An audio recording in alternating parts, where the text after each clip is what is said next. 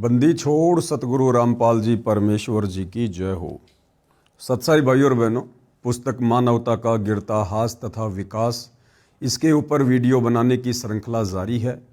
इसी श्रृंखला में आज हमारा ये 5वें नंबर का वीडियो है। प्रत्येक वीडियो में गुरुदेव भगवान के आशीर्वाद से हमें कुछ न कुछ अध्यात्म से संबंधित विशेष बातें जानने और समझने को मिल रही हैं।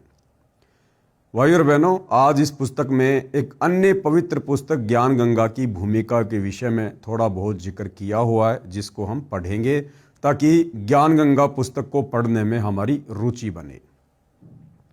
तो आगे का वीडियो शुरू करें उससे पहले पूज्य गुरुदेव भगवान का जयकारा लगाएंगे, उनसे आशीर्वाद प्राप्त करेंगे। बंदी छोड़ सतगुरु रामपाल जी परमेश्वर जी की जय हो। परमपिता परमात्मा, सारी सृष्टि के सर्जनहार, कुल मालिक, असंख्य ब्रह्मांडों के स्वामी, जगत गुरु, तीनों लोकों में प्रवेश करके सबका धारण पोषण करने वाले, राजाधीराज, आत्माधार, नाथों के नाथ, देवों के देव महादेव, सर्वेश्वर महेश्वर, मृत्युंजय, अजरो अमर, आदि अनादि सनातनी प्रभु, जगत पिता जगदीश्वर, श्री श्री 1008 की उपाधि के वास्तविक अधिकारी, अकाल मूर्त, शब्द स्वरूपी राम वासुदेव, सर्वगतम ब्रह्म, परम पूज्य, प्रथम पूज्य, परम संत, परम पुरुष, परम धनी, परम दयालु, सत्य कबीर, हक्का कबीर, अल्लाहु कबीर, अल्लाहु अकबर, बाखबर, अल्लाह ताला, जगत के तारणहार, जगत के मुक्तिदाता, जगत के जगन्नाथ, हारे के सहारे, हिंदुओं के राम, मुसलमानों के अल्लाह, सिखों के वाहिगुरु, ईसाइयों के मसीह, दया के सागर दयानिधि, करुणा के सागर करुणानिधि, स्वयंभू परिभू, संकट मोचन, कष्ट हरण, मंगल करण, दुख भंजन, अविगत कबीर, निर्विकार निर्विषम परमात्मा, अलय अलेख सतगुरु, आदि अनादि सतगुरु, असली मर्यादा पुरुषोत्तम, असली राम, असली कृष्ण, असली घनश्याम, असली मुरारी, राजाओं के राजा, महाराजाओं के महाराजा, शहंशाहों के शहंशाह, सम्राटों के सम्राट, भगवानों के भगवान, अल्लाहों के अल्लाह, प्रभुओं के प्रभु, मसीहाओं के मसीह, सच्चे वाहिगुरु, बाबाओं के बाबा, पीरों के पीर, सेठों के सेठ, जगत सेठ, सावड़सा सेठ, सर्वगुण संपन्न, अनंत कोटि कलाओं के स्वामी, अनंत कोटि ब्रह्मांडों के नायक, योगियों में महायोगी, ध्यानियों में महाध्यानी, सिद्धों में परम सिद्ध, ज्ञानियों में तत्व ज्ञानी, ब्रह्म ज्ञानी, महाज्ञानी, परम ज्ञानी, सर्वश्रेष्ठ ज्ञानी, विज्ञानी, युवा कबीर, समरथ कबीर, असमवात, अमित ओझा, सच्चे रहनुमा, करीम अल्लाह, सुभान अल्लाह, दुनिया के अंतिम पैगंबर। 8 सितंबर 1951 से गांव धनाना, जिला सोनीपत, हरियाणा, भारतवर्ष की पावन भूमि पे प्रकट रियल कल की भगवान श्री नारायण साकार हरि, श्री बाबा साहेब, नूर अनंत परमात्मा, सच्चे दरवेश, सच्चे बाखबर, संत शिरोमणि सतगुरु रामपाल जी परमेश्वर जी के चरण कमल में साध संगति से जुड़े हुए देश विदेश से आप और हम सभी सत्सेवक भाई बहनों का अनंत कोटि दंडवत प्रणाम। तो भाई और बहनों, आगे बढ़ते हैं। पुस्तक मानवता का गिरता हास तथा विकास, इसमें ज्ञान गंगा पुस्तक को लेकर थोड़ा बहुत जिक्र किया गया है। पुस्तक ज्ञान गंगा की भूमिका। अनादिकाल से ही मानव परम शांति, सुख व अमृतत्व की खोज में लगा हुआ है। अनादिकाल से यानी जब से 21 ब्रह्मांड की ये सृष्टि रची गई है, तभी से ये जीव आत्मा उस परम सुख की खोज में भटक रही है, जिस परम सुख को हम शतलोक में छोड़कर आए थे। दूसरी बात भाई और बहनों, यदि 21 ब्रह्मांड में आत्माएं परम सुख व शांति की खोज में भटक रही है, इसका मतलब हम जिस 21 ब्रह्मांड में रह रहे हैं, जिस लोक में रह रहे हैं, यहाँ पर वो सुख नहीं है जिस सुख की इस आत्मा को चाहत है। वह अपने सामर्थ्य के अनुसार प्रयत्न करता आ रहा है, लेकिन उसकी ये चाहत कभी पूर्ण नहीं हो पा रही है। ऐसा इसलिए है कि उसे इस चाहत को प्राप्त करने के मार्ग का पूर्ण ज्ञान नहीं है। यानी सदा सदा का सुख, शाश्वत सुख, परम सुख जो सतलोक में मिलता है, उस सतलोक में जाने का मार्ग, वहां जाने की भक्ति, शास्त्र अनुकूल भक्ति विधि इस जीव आत्मा को स्वयं कबीर परमात्मा ही सतलोक से चलकर तत्वदर्शी संत का रूप धारण करके प्रदान करते हैं। उनके बिना सतलोक जाने का मार्ग 21 ब्रह्मांड में हमें कोई भी नहीं दे सकता है, नहीं बता सकता है। सभी प्राणी चाहते हैं कि कोई कार्य ना करना पड़े, क्योंकि सतलोक में किसी को कोई कार्य नहीं करना पड़ता है।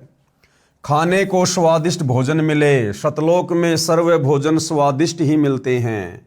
पहनने को सुंदर वस्त्र मिले, रहने को आलीशान भवन हो। सतलोक में हमारे बड़े बड़े महल हैं जो आज भी सूने पड़े हुए हैं। घूमने के लिए सुंदर पार्क हों, मनोरंजन करने के लिए मधुर मधुर संगीत हो। नाचें गाएं, खेले कूदें, मौज मस्ती मनाएं और कभी बीमार ना हो, कभी बूढ़े ना हो, क्योंकि सतलोक में हम कभी बूढ़े नहीं होते हैं, कभी हमारी मृत्यु नहीं होती है और कभी मृत्यु ना होवे आदि आदि। परंतु जिस संसार में हम रह रहे हैं, यानी काल के 21 ब्रह्मांड में, यहाँ न तो ऐसा कहीं पर नजर आता है और ना ही ऐसा संभव है, क्योंकि यह लोक नाशवान है। नाशवान का मतलब है ये प्रलय में आता है, नष्ट होता है। और इस लोक की हर वस्तु भी नाशवान है। और इस लोक का राजा ब्रह्म काल है, जो 1 लाख मानव सूक्ष्म शरीर खाता है। उसने सब प्राणियों को कर्म भरम व पाप पुण्य रूपी जाल में उलझाकर 3 लोक के पिंजरे में कैद किए हुए है।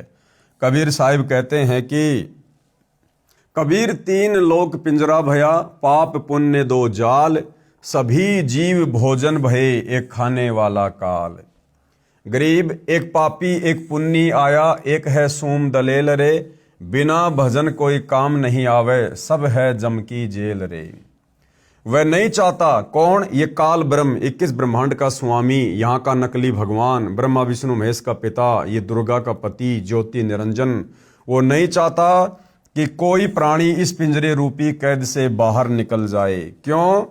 क्योंकि जब हम सृष्टि रचना पढ़ेंगे संत रामपाल जी के मुख से, यूट्यूब पर या टीवी चैनल पर या पुस्तकों में, तो हमें पता चलेगा भाई और बहनों, हम सभी आत्माएं पहले सतलोक में रहा करती थी और सतलोक में हमने एक गलती की। जिस समय ये काल ब्रह्म वहां पर तप कर रहा था, उस समय हम इसके ऊपर आसक्त हो गए। परमपिता परमेश्वर कबीर साहिब ने हमें बहुत समझाना चाहा, तरह तरह से आकाशवाणियां की, लेकिन हमने ध्यान नहीं दिया। अंत में इसी गलती के कारण, परमेश्वर का वचन तोड़ने के कारण, उनके आदेश की अवहेलना करने के कारण, उन्होंने हमारे को दिल से निष्कासित कर दिया और इस काल और दुर्गा के साथ 21 ब्रह्मांड सहित हम सभी आत्माओं को सजा के तौर पर यहां पर भेज दिया। वह ये भी नहीं चाहता कि जीव आत्मा को अपने निज घर सतलोक का पता चले, इसलिए वह अपनी त्रिगुणी माया से हर जीव को भ्रमित किए हुए हैं। ये त्रिगुणी माया क्या है? रजगुण ब्रह्मा, सतगुण विष्णु, तमगुण शंकर। अपने तीनों पुत्रों को, ब्रह्मा विष्णु महेश को, इस काल ने एक एक गुण से युक्त करके आप और हम सभी को यहां पर फंसा रखा है। फिर मानव को ये उपरोक्त चाहत कहां से उत्पन्न हुई? यहां ऐसा कुछ भी नहीं है। यहां हम सब ने मरना है, सब दुखी व अशांत हैं। जिस स्थिति को हम यहां प्राप्त करना चाहते हैं, यानी अमृतत्व को, परम शांति को, ऐसी स्थिति में हम अपने निज घर सतलोक में रहते थे। काल ब्रह्म के लोक में स्वयं की इच्छा से आकर फंस गए और अपने निज घर का रास्ता भूल गए, यानी वापस सतलोक जाने का मार्ग फिर हमें भुला दिया गया। कबीर साहिब कहते हैं, इच्छा रूपी खेलन आया, ताते सुख सागर नहीं पाया। जब हम सतलोक से काल के साथ यहाँ आए थे, तो हमने ये कभी नहीं सोचा था कि हम वापस नहीं आ पाएंगे। हमने ये सोचा था कि यदि हमारा वहाँ मन नहीं लगेगा, दिल नहीं लगेगा, यदि वहाँ पर सतलोक की तरह सुख नहीं होंगे, तो हम वापस आ जाएंगे, क्योंकि हमारे पास में सिद्धियाँ थी। लेकिन हम नादानों को ये नहीं पता था कि अगर एक बार हम उसके साथ वहाँ चले गए, तो फिर हम अपनी मर्जी से नहीं आ पाएंगे। तो परमेश्वर कहते हैं, ये जीव आत्मा सतलोक से अपनी इच्छा से इस काल के साथ में आई। इच्छा रूपी खेलन आया, ताते सुख सागर नहीं पाया। जब यहां आकर जीव आत्मा ने देखा कि यहां तो कोई भी सुख नहीं है किसी भी प्रकार का, इस काल ब्रह्म के लोक में शांति व सुख का नामो निशान भी नहीं है। त्रिगुणी माया से उत्पन्न काम, क्रोध, लोभ, मोह, अहंकार, राग, द्वेष, हर्ष, शोक, लाभ, हानि, मान बढ़ाई रूपी अवगुण हर जीव को परेशान किए हुए हैं। या एक जीव दूसरे जीव को मारकर खा जाता है। इंसान जानवरों को खा रहा है, जानवर दूसरे छोटे जानवरों को मारकर खा रहे हैं, मछलियां खा रहे हैं, बकरे मुर्गे खा रहे हैं। या एक जीव दूसरे जीव का भक्षण करता है, शोषण करता है, इज्जत लूट लेता है, धन लूट लेता है, शांति छीन लेता है। यहां पर चारों तरफ आग लगी है। यदि आप शांति से रहना चाहोगे तो दूसरे आपको नहीं रहने देंगे। अब भाई और बहनों, दुनिया की तो छोड़ो, इस भक्ति मार्ग में देख लो, आप और हम सभी सत्सेवक भाई बहन प्रेम पूर्वक शांति से ज्ञान को आधार बनाकर अपनी भक्ति करना चाहते हैं। लेकिन काल प्रेरित सतलोक आश्रम मैनेजमेंट हरियाणा, संत रामपाल जी का कलयुगी परिवार, उनके बेटा बेटी भाई बंधु रिश्तेदार, ये राष्ट्रीय समाज सेवा समिति वाले, ये लोग हमें सुख से भक्ति भी नहीं करने देते, चैन से रहने भी नहीं देते। इतने ज्यादा काल प्रेरित हैं। तो सोचिए भाई और बहनों, जब सतगुरु रामपाल जी के पंथ में भी काल का प्रवेश हो चुका है, उनके परिवार के माध्यम से, सतलोक आश्रम मैनेजमेंट हरियाणा के माध्यम से, तो सोचिए भाई और बहनों, बाकी दुनिया में किस कदर काम, क्रोध, लोभ, मोह, अहंकार, मान बढ़ाई, राग, द्वेष, ईर्ष्या की आग लगी होगी। आपके न चाहते हुए भी चोर चोरी कर ले जाता है, डाकू डाका डाल ले जाता है, दुर्घटना घट जाती है, किसान की फसल खराब हो जाती है, व्यापारी का व्यापार ठप हो जाता है, राजा का राज्य छीन लिया जाता है, स्वस्थ शरीर में बीमारी लग जाती है। अर्थात यहां पर कोई भी वस्तु सुरक्षित नहीं है। राजाओं के राज, इज्जतदार की इज्जत, धनवान का धन, ताकतवर की ताकत, और यहां तक कि हम सभी के शरीर भी अचानक छीन लिए जाते हैं। यानी कब किसकी यहां मृत्यु हो जाए कोई भरोसा नहीं है। माता पिता के सामने जवान बेटा बेटी मर जाते हैं, दूध पीते बच्चों को रोते बिलखते छोड़कर माता पिता मर जाते हैं, जवान बहनें विधवा हो जाती हैं और पहाड़ से दुखों को भोगने को मजबूर हो जाते हैं। कहने का मतलब भाई और बहनों, परमपिता परमेश्वर सतगुरु रामपाल जी इस सोई हुई आत्मा को जगाना चाहते हैं कि हम जिस गंदे लोक के झूठे सुखों को सुख मानकर यहां जी रहे हैं, ये असल में सुख नहीं है। हमारे साथ इस काल के द्वारा एक बहुत बड़ा धोखा किया जा रहा है, और इस धोखे से हमें स्वयं कबीर परमात्मा ही सतगुरु रूप में आकर बाहर निकालते हैं। विचार करें कि क्या यह स्थान रहने के लायक है, लेकिन हम मजबूरी वश यहां रह रहे हैं, क्योंकि आज से पहले हमारे सामने कोई विकल्प नहीं था कि अगर भाई यहां ना जिए, यहां ना रहें तो फिर कहां जाएं, क्या करें। किसी भी धर्मगुरु के पास, आचार्य शंकराचार्य के पास भक्ति मार्ग नहीं था, तो हमारे पास कोई विकल्प नहीं था इसी व्यवस्था में सड़ने के अलावा। लेकिन अब स्वयं कबीर परमेश्वर जी सतगुरु रामपाल जी के नाम से धरती पर प्रकट हो चुके हैं, जिन्होंने अपने अमर प्रवचनों के माध्यम से, सृष्टि रचना के माध्यम से हमारे को अपने निज घर सतलोक की जानकारी दे दी है, और वहां ले चलने का भक्ति मार्ग भी हमें बता रहे हैं। अब हमने विचार करना होगा, क्योंकि इस काल के पिंजरे से बाहर निकलने का कोई रास्ता नजर नहीं आता, और हमें दूसरों को दुखी करने की व दुख सहने की आदत सी बन गई। यदि आप जी को इस लोक में रहने वाले दुखों से बचाव करना है, तो यहाँ के प्रभु काल से परम शक्ति युक्त परमेश्वर यानी परम अक्षर ब्रह्म की शरण लेनी पड़ेगी, कबीर परमात्मा की शरण लेनी पड़ेगी, जिस परमेश्वर का खौफ यानी डर इस काल भगवान को भी है, जिसके डर से यह उपरोक्त कष्ट उसी जीव को नहीं दे सकता जो पूर्ण परमात्मा अर्थात परम अक्षर ब्रह्म सत्य पुरुष की शरण पूर्ण संत के बताए मार्ग से ग्रहण करता है। और वो जो पूर्ण संत होता है भाई और बहनों, वो स्वयं कबीर परमात्मा ही होता है। तो वर्तमान में धरती पर पूर्ण संत की भूमिका सतगुरु रामपाल जी निभा रहे हैं, अर्थात सतगुरु रामपाल जी स्वयं सत्य पुरुष हैं, परम अक्षर पुरुष हैं, पूर्ण ब्रह्म हैं, कबीर देव हैं। और जो सतगुरु रामपाल जी की शरण में आ जाता है और मर्यादा में रहकर सत भक्ति करता है, काल उस आत्मा के निकट भी नहीं आ सकता। वह जब तक संसार में भक्ति करता रहेगा। कौन? सतगुरु रामपाल जी की शरण में आकर मर्यादित भगत। वह जब तक संसार में भक्ति करता रहेगा उसको उपरोक्त कष्ट आजीवन नहीं होंगे। जो व्यक्ति इस पुस्तक को पढ़ेगा, किस पुस्तक को? पवित्र ज्ञान गंगा को, उसको ज्ञान हो जाएगा कि हम अपने निज घर को भूल गए हैं।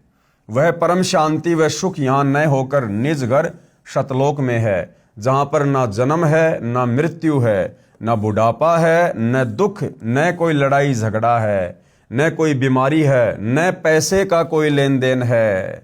वहां पर कमाना ही नहीं पड़ता, ना पैसे की कोई आवश्यकता है। वहां भक्ति से सब कुछ परमात्मा हमें फ्री में उपलब्ध करवाते हैं। नए मनोरंजन के साधन खरीदना है, वहां पर सब परमात्मा द्वारा निःशुल्क व अखंड है। जिस प्रकार भाइयों और बहनों, एक छोटा बच्चा जब तक वो अपने माता पिता के ऊपर आश्रित होता है, उस छोटे बच्चे को ना कमाने की आवश्यकता है, ना कमाने की चिंता होती है, और समय अनुसार सर्व सुविधा अपने सामर्थ्य के अनुसार उसके माता पिता उस बच्चे को उपलब्ध करवाते हैं। इसी प्रकार शतलोक में हमारे परमपिता परमेश्वर कबीर साहिब सतगुरु रामपाल जी भगवान हमें हर प्रकार की सुविधा मुफ्त में उपलब्ध करवाते हैं। बंदी छोड़ गरीबदास जी महाराज की वाणी में प्रमाण है कि बिन ही मुख सारंग राग, बिन ही तंती तार, बिना सुर अलगोजे बजें नगर नाच घुमार। घंटा बाजे ताल नग, मंजीरे डफ झांझ, मुरली मधुर सुहावनी निस्वासर और सांझ। बिन बिहंगम बाज ही तर्क तंबूरे तीर, राग खंड नहीं होत हैं बंद्या रहत समीर। तर्क नहीं तोरा नहीं, ना ही कसीस कबाब, अमृत प्याले मद पीवें जो बाठी चवे शराब। मतवाले मस्तानपुर गली गली गुलजार, शंख शराबी फिरत हैं चलो ताश बाजार। शंख शंख पत्नी नाचें गावें शब्द सुभान, चंद्र बदन सूरजमुखी नाही मान गुमान। शंख हिंडोले नूर नग झूले संत हजूर, तख्त धनी के पास कर ऐसा मुल्क जहूर। नदी नाव नाले बगें छूटे फुहारे शून्य, भरे होद सरवर सदा नहीं पाप नहीं पुण्य। ना कोई भिक्षुक दान दे, ना कोई हार व्यवहार, ना कोई जन्मे मरे ऐसा देश हमार। जहाँ शंखों लहर मेहर की उपजय कहर जहाँ नहीं कोई, और दास गरीब अचल अविनाशी सुख का सागर सोई। सतलोक में केवल एक रस परम शांति व सुख है। जब तक हम सतलोक में नहीं जाएंगे तब तक हम परम शांति सुख व अमृतत्व को प्राप्त नहीं कर सकते। सतलोक में जाना तभी संभव है जब हम पूर्ण संत से उपदेश लेकर पूर्ण परमात्मा की आजीवन भक्ति करते रहें। और आप और हमारा सौभाग्य भाइयों और बहनों, वर्तमान में वह पूर्ण संत यानी स्वयं कबीर परमात्मा तत्वदर्शी संत की भूमिका कर रहे हैं संत रामपाल जी के नाम से। जब हम पूर्ण संत से उपदेश लेकर पूर्ण परमात्मा की आजीवन भक्ति करते रहें, इस पुस्तक के माध्यम से जो हम संदेश देना चाहते हैं उसमें किसी देवी देवता व धर्म की बुराई ना करके सर्व पवित्र धर्म ग्रंथों में छुपे गूढ़ रहस्य को उजागर करके यथार्थ भक्ति मार्ग बताना चाहा है, जो कि वर्तमान के सर्व संत महंत व आचार्य गुरु साहिबान शास्त्रों में छिपे गूढ़ रहस्य को समझ नहीं पाए। परम पूज्य कबीर साहिब अपनी वाणी में कहते हैं कि वेद कतेब झूठे नहीं भाई। वेद यानी हिंदू के चारों ग्रंथ वेद, और कतेब यानी मुसलमानों की पुस्तकें तौरात जबूर इंजिल। कहते हैं ये झूठे नहीं है, झूठे वो हैं जो इन पुस्तकों में लिखे ज्ञान को समझ नहीं पाए, जिस कारण भगत समाज को अपार हानि हो रही है। यानी हम अपने अनमोल मनुष्य जीवन को बर्बाद कर रहे हैं। इस शरीर में जो श्वासें हैं, जिन श्वासों के आधार से आप और हमें ये जीवन मिलता है, हम अपनी अनमोल श्वासें बर्बाद कर रहे हैं। हमने एक एक श्वास में परमपिता परमेश्वर जी का नाम जाप करना था, सुमरण करना था, लेकिन हमारे जो नकली ज्ञानहीन गुरु हैं, धर्म गुरु हैं, आचार्य शंकराचार्य हैं, इनको स्वयं शास्त्रों का ज्ञान नहीं था। ये हमें शत भक्ति नहीं दे पाए, नहीं बता पाए, जिस कारण से अनमोल मनुष्य जीवन को ये लोग बर्बाद करवा रहे हैं, जिस कारण भगत समाज को अपार हानि हो रही है। सब अपने अनुमान से वे झूठे गुरुओं द्वारा बताई गई शास्त्र विरुद्ध साधना करते हैं, जिससे न मानसिक शांति मिलती है और ना ही शारीरिक सुख। न ही घर व कारोबार में लाभ होता है और न ही परमेश्वर का साक्षात्कार होता है और न ही मोक्ष प्राप्ति होती है। ये सब सुख कैसे मिलें तथा ये जानने के लिए कि मैं कौन हूँ, कहाँ से आया हूँ, क्यों जन्म लेता हूँ, क्यों मरता हूँ और क्यों दुख भोगता हूँ। आखिर ये सब कौन करवा रहा है और परमेश्वर कौन है, कैसा है, कहाँ है तथा कैसे मिलेगा, और ब्रह्मा विष्णु और शिव के माता पिता कौन हैं और किस प्रकार से काल ब्रह्म की जेल से छुटकारा पाकर अपने निज घर सतलोक में वापस जा सकते हैं। यह सब इस पुस्तक के माध्यम से दर्शाया गया है ताकि इसे पढ़कर आम भगतात्मा का कल्याण संभव हो सके। ये पुस्तक सतगुरु रामपाल जी महाराज के प्रवचनों का संग्रह है जो कि सदग्रंथों में लिखे तथ्यों पर आधारित है। हमें पूर्ण विश्वास है कि जो पाठक जन रुचि व निष्पक्ष भाव से पढ़कर अनुसरण करेगा उसका कल्याण संभव है। आत्म प्राण उद्धार ही ऐसा धर्म नहीं और, कोटि अश्वमेघ यज्ञ सकल समाना भोर। जीव उद्धार परम पुण्य ऐसा कर्म नहीं और, मरुस्थल के मृग ज्यों सब मर गए दौड़ दौड़।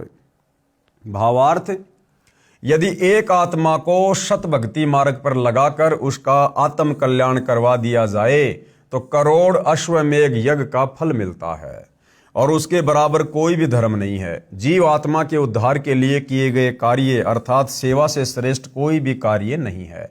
अपने पेट भरने के लिए तो पशु पक्षी भी सारा दिन भ्रमते हैं, उसी तरह वह व्यक्ति है जो परमार्थी कार्य नहीं करता। परमार्थी कर्म सर्वश्रेष्ठ सेवा जीव कल्याण के लिए किया कर्म है। यानी किसी को सत भक्ति पर लगा दिया जाए, सच्चे सतगुरु से जोड़ दिया जाए, आत्म कल्याण के मार्ग पर लगा दिया जाए तो इससे बड़ा कोई भी परमार्थी कार्य नहीं है, कोई भी धर्म नहीं है। जीव कल्याण का कार्य न करके सर्व मानव मरुस्थल के हिरण की तरह दौड़ दौड़ कर मर जाते हैं, जिसे कुछ दूरी पर जल ही जल दिखाई देता है और वहां दौड़कर जाने पर थल ही प्राप्त होता है। फिर कुछ दूरी पर थल का जल दिखाई देता है, अंत में उस हिरण की प्यास से ही मृत्यु हो जाती है। ठीक इसी प्रकार जो प्राणी इस काल लोक में जहां हम रह रहे हैं वे उस हिरण के समान सुख की आशा करते हैं। जैसे निसंतान सोचता है संतान होने पर सुखी हो जाऊंगा। संतान वालों से पूछो तो उनकी अनेकों समस्याएं सुनने को मिलेंगी। निर्धन व्यक्ति सोचता है कि धन हो जाए तो मैं सुखी हो जाऊं। जब धनवानों की खुशल जानने के लिए प्रश्न करोगे तो ढेर सारी परेशानियां सुनने को मिलेंगी। कोई राज्य प्राप्ति से सुख मानता है, ये उसकी महाभूल है। राजा को मंत्री, मुख्यमंत्री, प्रधानमंत्री, राष्ट्रपति को शौपन में भी सुख नहीं होता। जैसे 4-5 सदस्यों के परिवार का मुखिया अपने परिवार के प्रबंध में कितना परेशान रहता है, राजा तो एक क्षेत्र का मुखिया होता है, उसके प्रबंध में सुख शौपन में भी नहीं होता। राजा लोग शराब पीकर कुछ गम भुलाते हैं, माया इकट्ठा करने के लिए जनता से टैक्स लेते हैं। फिर अगले जन्मों में जो राजा सत भक्ति नहीं करते पशु योनियों को प्राप्त होकर प्रत्येक प्राणी से वसूले टैक्स को उनके पशु बनकर लौटाते हैं। जो व्यक्ति मनमुखी होकर तथा झूठे गुरुओं से दीक्षा लेकर भक्ति तथा धर्म करता है वे सोचते हैं कि भविष्य में सुख होगा, लेकिन इसके विपरीत दुख ही प्राप्त होता है।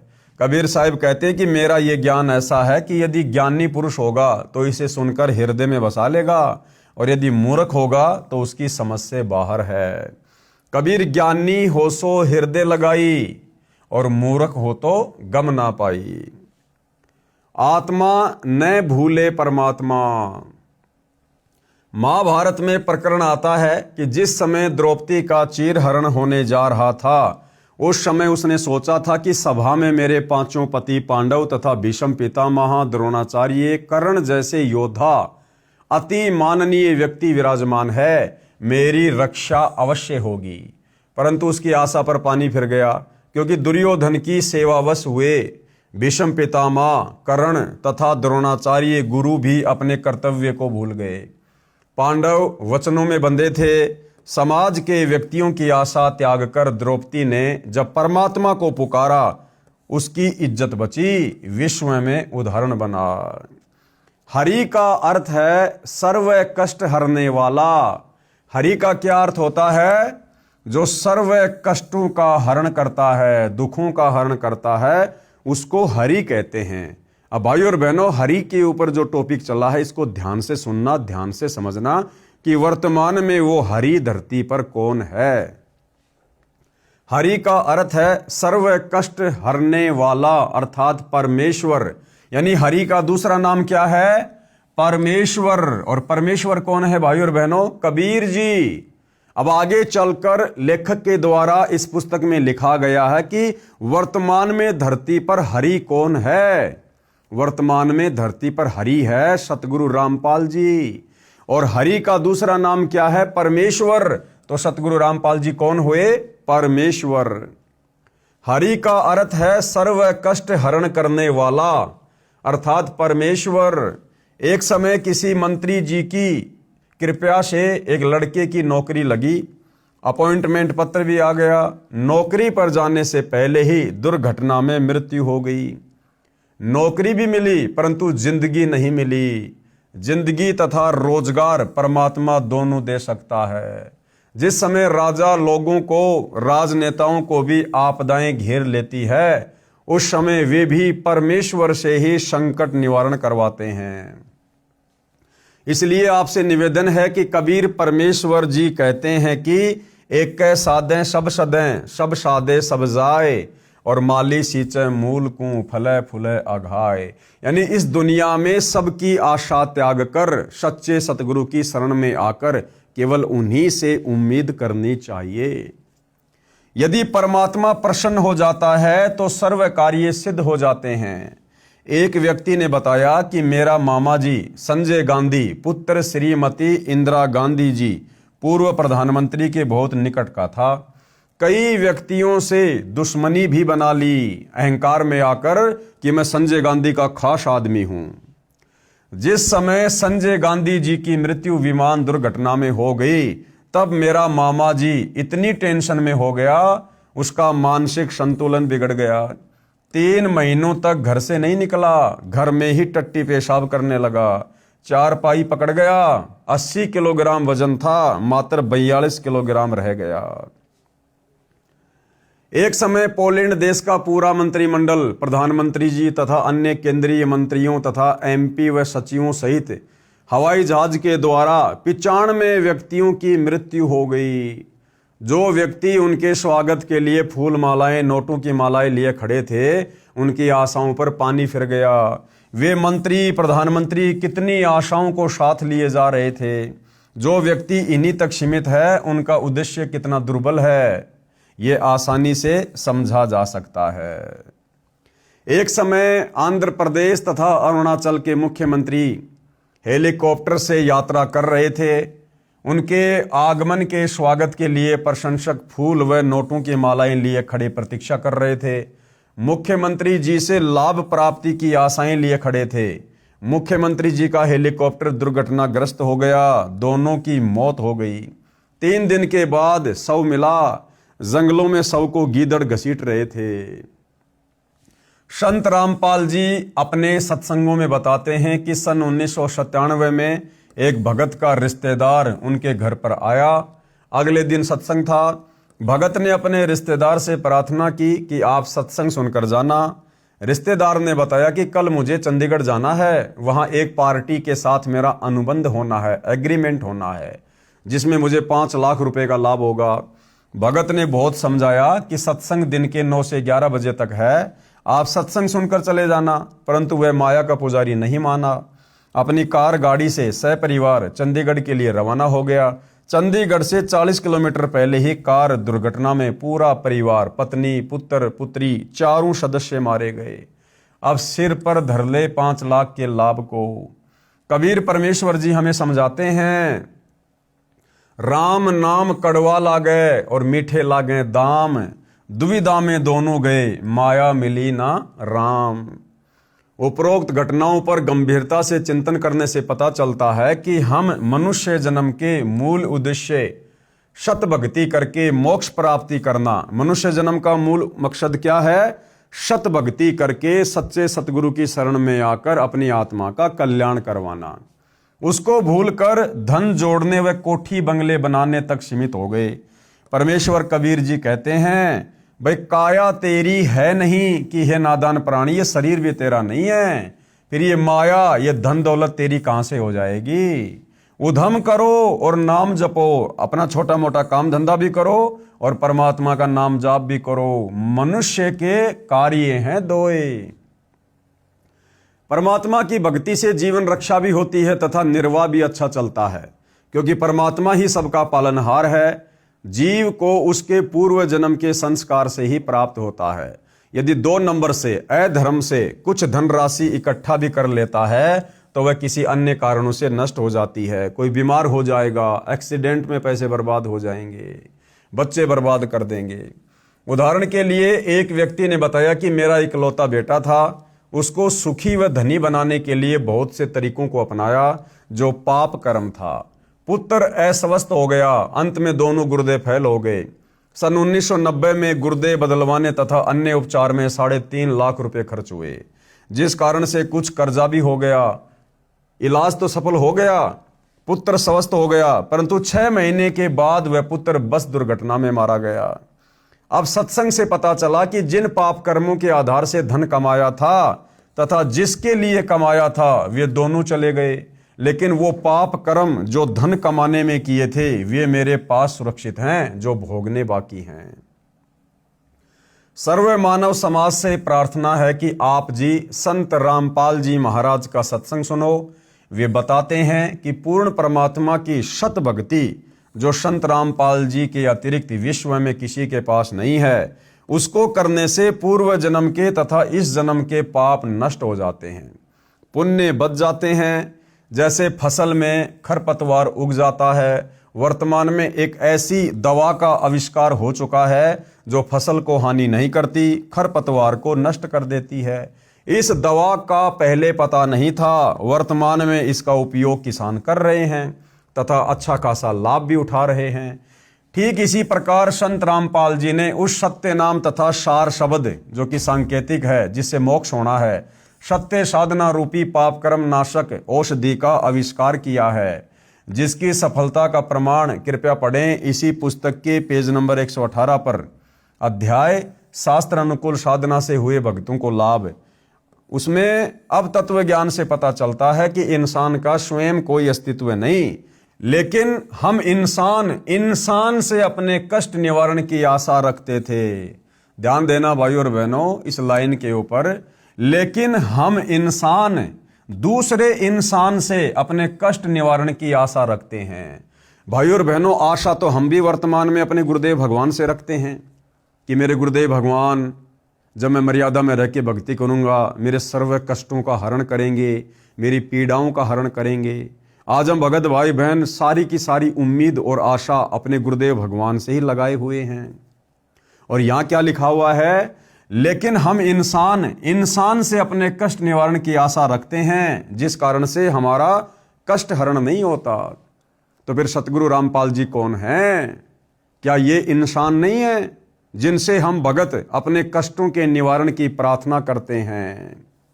तो भाइयों और बहनों, इससे स्पष्ट होता है सतगुरु रामपाल जी दिखाई जरूर आप और हमारे जैसे इंसानों की तरह देते हैं, परंतु इनका शरीर पंच भौतिक देह से बना हुआ नहीं है, इनका शरीर नूरी है। अब ये गुरुदेव भगवान की रजा, उनकी कृपा, वो किसको दिखाएंगे, किसको अनुभव करवाएंगे, किसको नूरी शरीर दिखाएंगे, किसको हाड़ मांस वाला शरीर महसूस करवाएंगे, ये तो परमात्मा के ऊपर है। आप और हमने तो ज्ञान आधार से विचार करना है कि हमारे पूज्य गुरुदेव जो हमारी तरह इंसान की भूमिका कर रहे हैं, ये असल में इंसान नहीं हैं। यही धोखा 650 साल पहले धर्मदास खा गया था। धर्मदास जी भी कबीर परमात्मा को, अपने गुरु को अपने जैसा इंसान मान रहा था, हाड़ मांस का पुतला मान रहा था। लेकिन परमात्मा ने धर्मदास जी को बताया और समझाया कि धर्मदास, मेरा शरीर हाड़ मांस का नहीं है। एक छोटा सा वीडियो भाइयों और बहनों, सतगुरु रामपाल जी के मुख कमल से आपको विश्वास होगा कि वर्तमान में भी धरती पर वही कबीर परमात्मा संत रामपाल जी के नाम से प्रकट है, जिनकी विलक्षण देह है। इस वीडियो में गुरुदेव भगवान कह रहे हैं कि कबीर परमात्मा ने धर्मदास जी से कहा कि धर्मदास, मेरी विलक्षण देह है, थी और है, थी का मतलब 650 साल पहले, और है मतलब वर्तमान में सतगुरु रामपाल जी भी विलक्षण देहधारी महापुरुष है। फिर गुरुदेव कह रहे हैं उस समय भी परमात्मा प्रकट थे, अब भी हैं। उस समय कब? 650 साल पहले। और अब मतलब वर्तमान में हमारे गुरुदेव भगवान के रूप में भी वही कबीर परमात्मा प्रकट हैं। इस सत्संग में दो बातों पर गौर करना जिसमें गुरुदेव अपने मुख कमल से कह रहे हैं कि परमात्मा की विलक्षण देह थी भी और है भी, थी भी और है भी, उस समय भी प्रकट थे और आज भी हैं। छोटा सा सत्संग। और धर्मदास का भी शरीर था, लेकिन परमात्मा भी यही कहा करते, विलक्षण जयी थी उनकी, साकार है, थे भी है भी, उस समय प्रकट थे, अब भी है। और इसी प्रकार इस मंत्र को विधेय मंत्र का, क्योंकि ये नी शब्द अक्षर के माही, अक्षर के अंदर है, ये सार शब्द भी अक्षर में है। तो भाई और बहनों बिल्कुल स्पष्ट हो जाता है, क्लियर हो जाता है, परम संत केवल संकेत ही करते हैं, समझना आप और हमने पड़ेगा।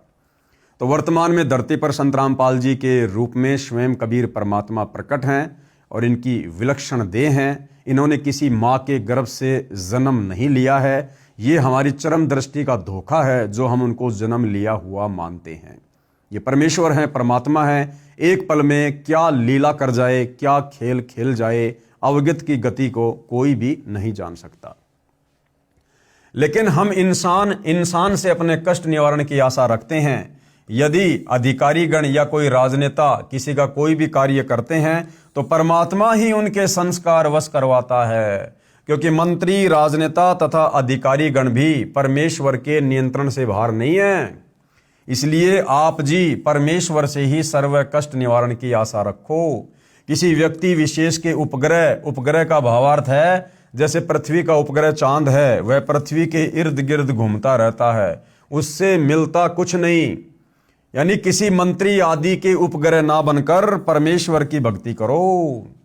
तो सतगुरु रामपाल जी परमेश्वर जी का जो कलयुगी परिवार है, उनके बेटा बेटी, भाई बंधु, रिश्तेदार हैं। ये सतलोक आश्रम मैनेजमेंट हरियाणा वर्तमान में बीजेपी सरकार के राजनेताओं का उपग्रह बना हुआ है। आजकल राजनीति में कूद पड़े ये लोग, राजनेताओं के समर्थन में कूद पड़े। हरियाणा में बीजेपी सरकार को 2024 में संत रामपाल जी के परिवार ने वोट डलवाए, सपोर्ट करवाया। इससे पहले 2019 में कांग्रेस सरकार को वोट डलवाए, सपोर्ट करवाया। तो कहने का मतलब भाई और बहनों, आप और हम सत्सेवक भाई बहनों ने तो अपने गुरुदेव की शिक्षाओं पर अमल करना है। हमने किसी भी अधिकारी का या राजनेता का उपग्रह नहीं बनना है। यदि हम सत भक्ति कर रहे हैं तो परमात्मा कदम कदम पर हमारे साथ हैं। जिस प्रकार से वर्तमान में गुरुदेव का कलयुगी परिवार सतलोक आश्रम मैनेजमेंट हरियाणा राजनेताओं का उपग्रह बना हुआ है, उस प्रकार से आप और हमने सौपन में भी राजनेताओं से किसी प्रकार की कोई उम्मीद नहीं करनी है। जो सर्व कष्ट हरण करने में सक्षम है कौन? गुरुदेव भगवान, कबीर परमात्मा। प्रत्येक प्राणी को हरि की आवश्यकता है। किसकी आवश्यकता है? हरि की, जो हमारे कष्टों को हरे। हरि की प्राप्ति संत महात्माओं के द्वारा होती है। संत केवल इंसान ही नहीं होते, परमेश्वर की शक्ति युक्त भी होते हैं। कबीर जी ने कहा है, पर्वत पर्वत में फिरा कारण अपने राम, राम जैसे संत मिले तिन सारे सब काम। मानवता के पूर्ण विकास का कार्य अनादिकाल से भारत ही करता आया है। यानी हर बार इस कबीर परमेश्वर का भक्ति मार्ग भारत से ही शुरू होता है। इसी पुण्य भूमि पर अवतारों का अवतरण अनादिकाल से होता आ रहा है। लेकिन कैसी विडंबना है कि ऋषि मुनियों, महापुरुषों व अवतारों के जीवन काल में उस समय की शासन व्यवस्था व जनता ने उनकी दिव्य बातों व आदर्शों पर ध्यान नहीं दिया और उनके अंतर ध्यान होने पर दुगने उत्साह से उनकी पूजा शुरू कर पूजने लग गए हैं। यानी आप और हमारी घटिया मानसिकता को गुरुदेव भगवान बता रहे हैं कि जिस समय धरती पर कोई महापुरुष आता है उस समय हम उस महापुरुष को ना जानकर, ना पहचान कर हम उनका विरोध ही करते हैं। और उनके चले जाने के बाद फिर उनके मंदिर बना बनाकर, मूर्तियां बना बनाकर, उनसे हाथ जोड़ जोड़ कर फिर हम उनसे लाभ लेने की चेष्टा करते हैं। जैसे त्रेता में श्री रामचंद्र जी आए, दुनिया ने उनको नहीं जाना, नहीं पहचाना। जो थोड़ा बहुत लाभ वो दे सकते थे दुनिया ने वो भी नहीं उठाया। और उनके चले जाने के बाद आज उनके नाम के बड़े बड़े मंदिर बना दिए गए। द्वापर में श्री कृष्ण जी आए, विष्णु जी के अवतार। जो थोड़ा बहुत लाभ वो दे सकते थे, नादानों ने उस समय उनको ना जानकर नहीं उठाया, उनके दुश्मन बने रहे। आज श्री कृष्ण जी के नाम से बड़े बड़े मंदिर बनाकर पूजा पाठ कर रहे हैं। इसी प्रकार 650 साल पहले कबीर परमात्मा जी आए, नादानों ने उनको नहीं पहचाना, नहीं जाना, उनका विरोध किया, और उसके बाद उनके पंथ से जुड़कर जो 12 पंथ कबीर नाम से काल ने चला रखे हैं, दुनिया कबीर जी से लाभ की उम्मीद कर रही है। लेकिन वर्तमान में भाइयों और बहनों, एक बार फिर से दयालु परमात्मा ने दयालुता का प्रमाण दिया है। स्वयं कबीर परमात्मा परम अक्षर ब्रह्म संत रामपाल जी के नाम से धरती पर प्रकट हैं। आज हम भाई बहन ज्ञान को आधार बनाकर वो गलती ना करें जो गलती युगों युगों से हमारे पूर्वजों ने की, आप और हम मनुष्य जन्म प्राप्त करके करते आ रहे हैं। आज हमने समय रहते सतगुरु को जानना है, पहचानना है, और ज्ञान को आधार बनाकर शास्त्र अनुकूल सत भक्ति करके अपनी आत्मा का कल्याण करवाना है। ये भी एक विडंबना ही है कि हम जीवंत और समय रहते उनकी नहीं मानते, अपितु उनका विरोध व अपमान ही करते रहे, तथा कुछ स्वार्थी तत्व जनता को भ्रमित करके परम संत को बदनाम करके सत भक्ति में बाधक बनते हैं। यह उक्ति प्रत्येक युग में चरितार्थ होती आई है और आज भी हो रही है। यानी वर्तमान में भी ज्यादातर लोग संत रामपाल जी को ना पहचान कर, ना जानकर उनके विरोध में आकर अपने कर्म ही बिगाड़ रहे हैं। जो महापुरुष हजारों कष्टों को सहन करके अपनी तपस्या व सत्य पर अडिग रहता है, उसकी बात असत्य नहीं हो सकती। सत्य पर अडिग रहते हुए ईसा मसीह जी ने अपने शरीर में कीलों की भयंकर पीड़ा को झेला। संत गरीबदास जी महाराज, परमेश्वर कबीर साहिब जी, श्री नानक साहिब जी तथा श्री राम व श्री कृष्ण जी को भी यातनाओं का शिकार होना पड़ा। वर्तमान में उसी श्रृंखला में संत रामपाल जी महाराज परमेश्वर के अवतार के रूप में, परमेश्वर के अवतार के रूप में नहीं, साक्षात परमेश्वर। कबीर परमात्मा का कोई अवतार नहीं होता है। अवतार वो भेजता है जो समर्थ नहीं होता। जैसे काल है, 21 ब्रह्मांड का स्वामी है, ये असमर्थ है, इसके सामने बहुत सी मजबूरियां हैं, ये स्वयं किसी के सामने अपने ओरिजिनल रूप में प्रकट नहीं हो सकता, इसलिए ये किसी दूसरे के शरीर का प्रयोग करता है। ब्रह्मा विष्णु महेश हैं, ये समर्थ नहीं है, इसलिए ये अपने अंश अवतार भेजते हैं। लेकिन कबीर परमात्मा वो तो सबसे बड़ा समर्थ भगवान है, भगवानों का भगवान है, और उन्होंने किसी को अवतार रूप में यहां भेजने की आवश्यकता नहीं पड़ती है। इसलिए कबीर परमात्मा का आज से पहले चारों युगों में ना कभी कोई अवतार हुआ है, ना कभी कोई अवतार होगा। ये कबीर परमात्मा समर्थ हैं। इनकी वाणी है कि समर्थ का काम उसी को साजे और करे तो मूर्ख बाजे। कबीर परमेश्वर का काम कबीर परमेश्वर ही कर सकता है, दूसरा कोई नहीं कर सकता। इसलिए ये कबीर परमात्मा चारों युगों में स्वयं ही आए हैं, अपने आप को छुपाते हैं, ये बात अलग है। वर्तमान में भी कबीर परमात्मा स्वयं ही संत रामपाल जी के नाम से धरती पर प्रकट हैं, विद्यमान है। अपने आप को कबीर जी का अवतार कहकर, उनका दास कहकर, उनका परमहंस कहकर छुपा रहे हैं, ये बात अलग है।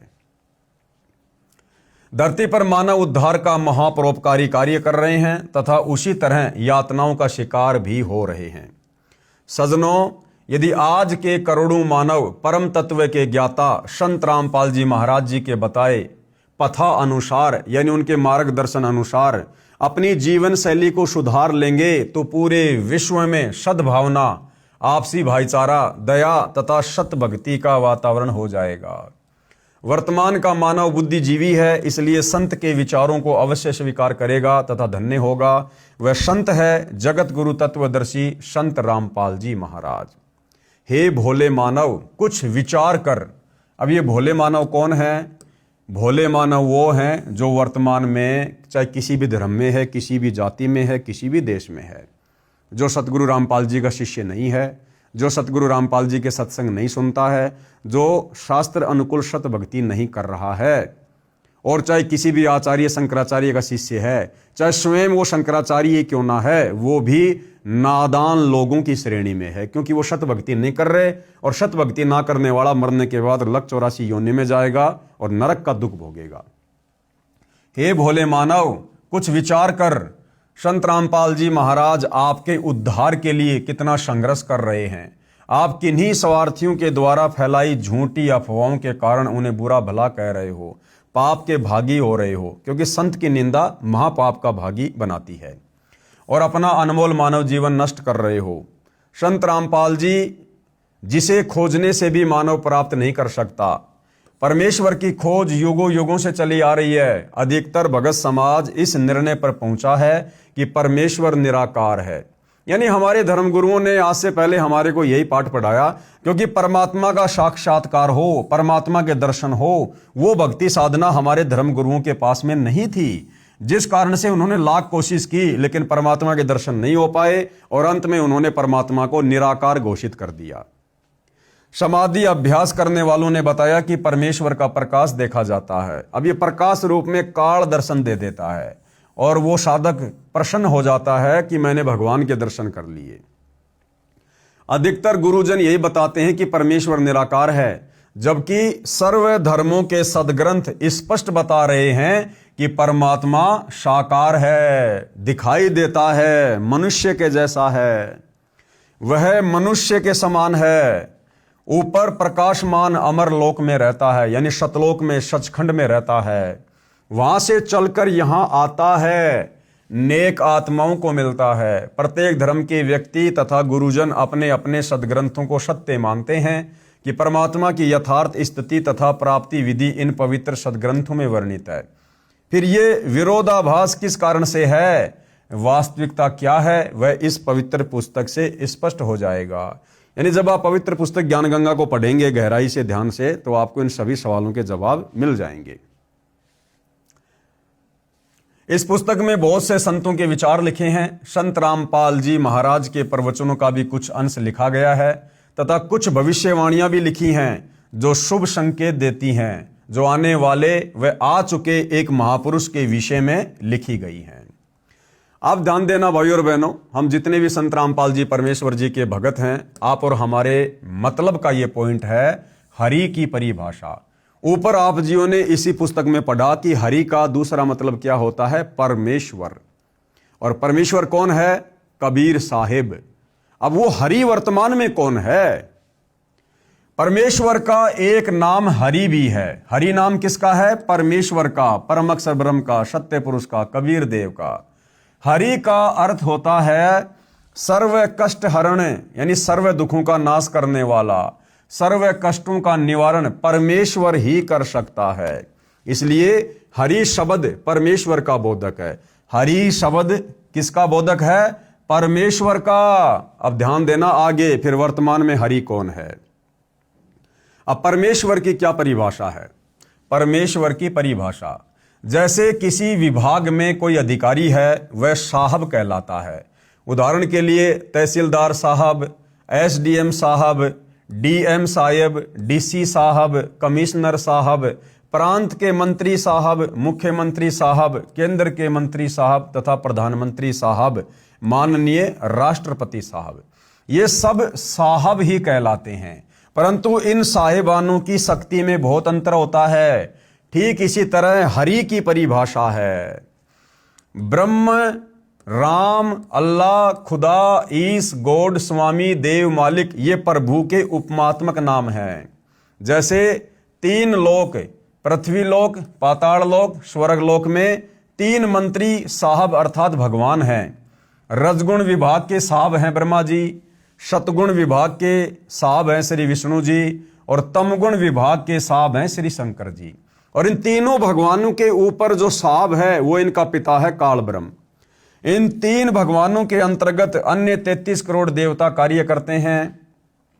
एक ब्रह्मांड में तीन लोकों, पृथ्वी लोक, पाताल लोक तथा स्वर्ग लोक के अतिरिक्त 14 लोक और हैं। एक ब्रह्मांड का मालिक ब्रह्म है, काल है, इसको काल ब्रह्म भी कहते हैं। ये श्री ब्रह्मा, श्री विष्णु तथा श्री शंकर जी के भी मालिक हैं, यानी उनका भी साहब है। ये ब्रह्म को मुख्यमंत्री जानो, यानी एक ब्रह्मांड में इस काल ब्रह्म को मुख्यमंत्री जानो, जो एक ब्रह्मांड का प्रभु यानी स्वामी है।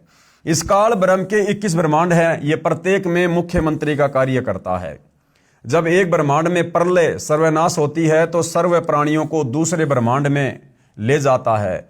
ब्रह्म केवल 21 ब्रह्मांड का स्वामी है, राम है, साहब है, परंतु ये हरि नहीं है, क्योंकि इसकी शक्ति असीमित नहीं है। ये केवल 21 ब्रह्मांड का राम है, साहब है, खुदा है, अल्लाह है, गॉड है। क्योंकि हरि का अर्थ है सर्व कष्ट हरण प्रभु, जो इस काल के भी कष्टों को हरता है, ब्रह्मा विष्णु महेश के कष्टों को भी हरता है, वो परमेश्वर।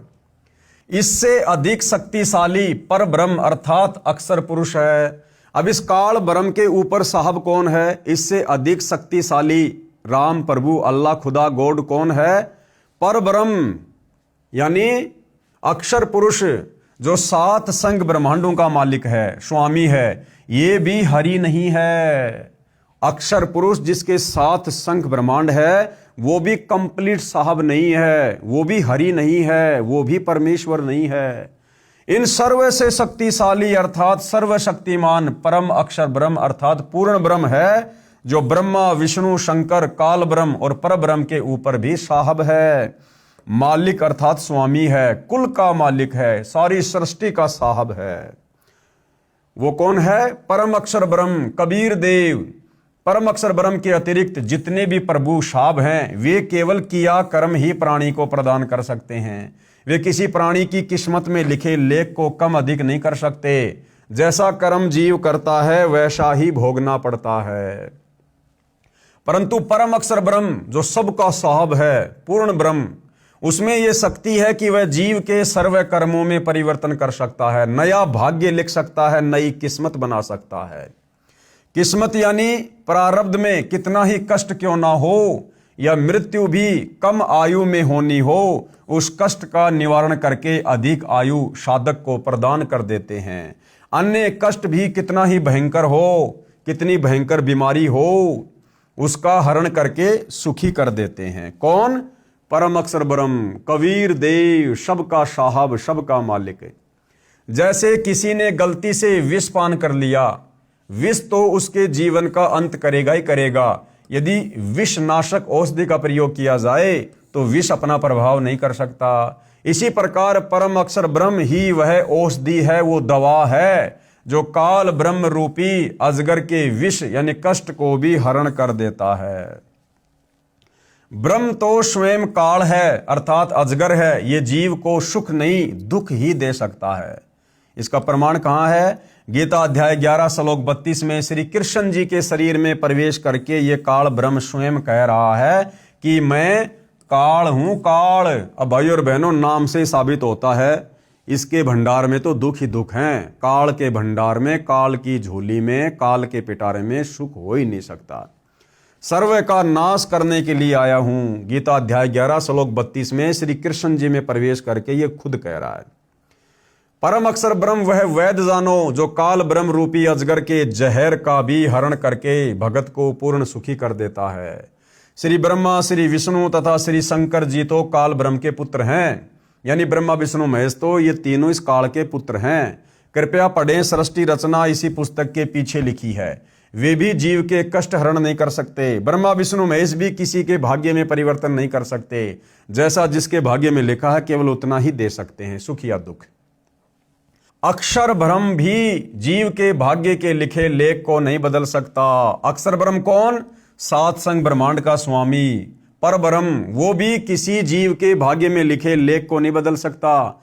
सुख है तो बाई फोर्स देने पड़ेंगे, दुख है तो वो भी बाई फोर्स देने पड़ेंगे। अपनी तरफ से ये किसी को कुछ भी नहीं दे सकते। इसलिए वास्तव में हरि यानी सर्व कष्ट हरण परम अक्षर ब्रह्म है। वह परम अक्षर ब्रह्म ऊपर शाश्वत स्थान अमर लोक में रहता है, सतलोक में रहता है। मानव सदृश्य शरीर है परंतु अत्यधिक प्रकाशमान तथा शक्तिशाली है। उस अमर लोक में परमात्मा तकत यानी सिंहासन पर राजा के समान मुकुट आदि पहनकर विराजमान है। वहां से चलकर शरीर यहां आते हैं। अच्छी आत्माओं को दृढ़ भगत होते हैं, उनको मिलते हैं, अपने उस तेजोमय शरीर को हल्का करके सरल करके यहाँ पृथ्वी लोक पर आते हैं। जैसे आज आप और हमें वह परम अक्षर ब्रह्म कबीर परमात्मा यहाँ आकर तत्वदर्शी संत के रूप में मिले हैं। आप और हमें भक्ति प्रदान कर दी है।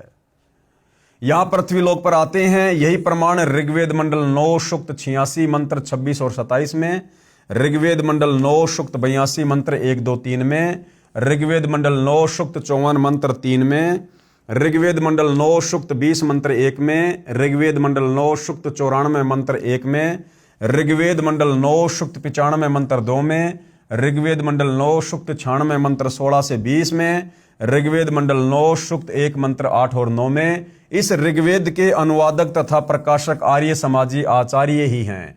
आर्य प्रतिनिधि सभा 3/5 महर्षि दयानंद भवन, आशरफ अली रोड, रामलीला मैदान, नई दिल्ली 02 यहां से प्रकाशित है। उपरोक्त गुणा अनुसार परम अक्षर ब्रह्म यानी कबीर देव अमर पुरुष कलयुग में संवत 1784 फाल्गुन सुदी चांदनी द्वादशी द्वास अर्थात मार्च 1727 को दिन के 10 बजे गांव छुडानी जिला झज्जर प्रांत हरियाणा में आदरणीय गरीबदास जी महाराज को नला नामक खेत में मिले। उस समय गरीबदास जी 10 वर्ष के बालक थे। परमेश्वर ने यानी परम अक्षर ब्रह्म ने कबीर देव जी ने अपने आशीर्वाद से कंवारी गाय का दूध निकाला, खुद भी पिया तथा बालक गरीबदास जी को भी पिलाया।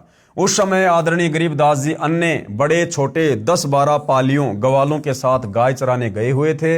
अन्य गवालों ने दूध नहीं पिया, उठकर चले गए। आदरणीय गरीबदास जी को परमेश्वर अपने साथ अमरलोक ले गए, यानी उनकी आत्मा को शरीर से निकालकर अमरलोक लेकर गए। लगभग 10 घंटे तक गरीबदास जी को ऊपर के सर्वलोक लोकांतरों तथा अपने अमरलोक सत्य धाम को दिखाया। पीछे से आदरणीय गरीबदास जी को मृत जानकर चिता पर रखकर अंतिम संस्कार करने लगे। उसी समय आदरणीय गरीबदास जी महाराज उठ खड़े हुए तथा जो कुछ देखा था उसको लोकोक्तियों दोहों चौपाइयों के रूप में वर्णन करने लगे।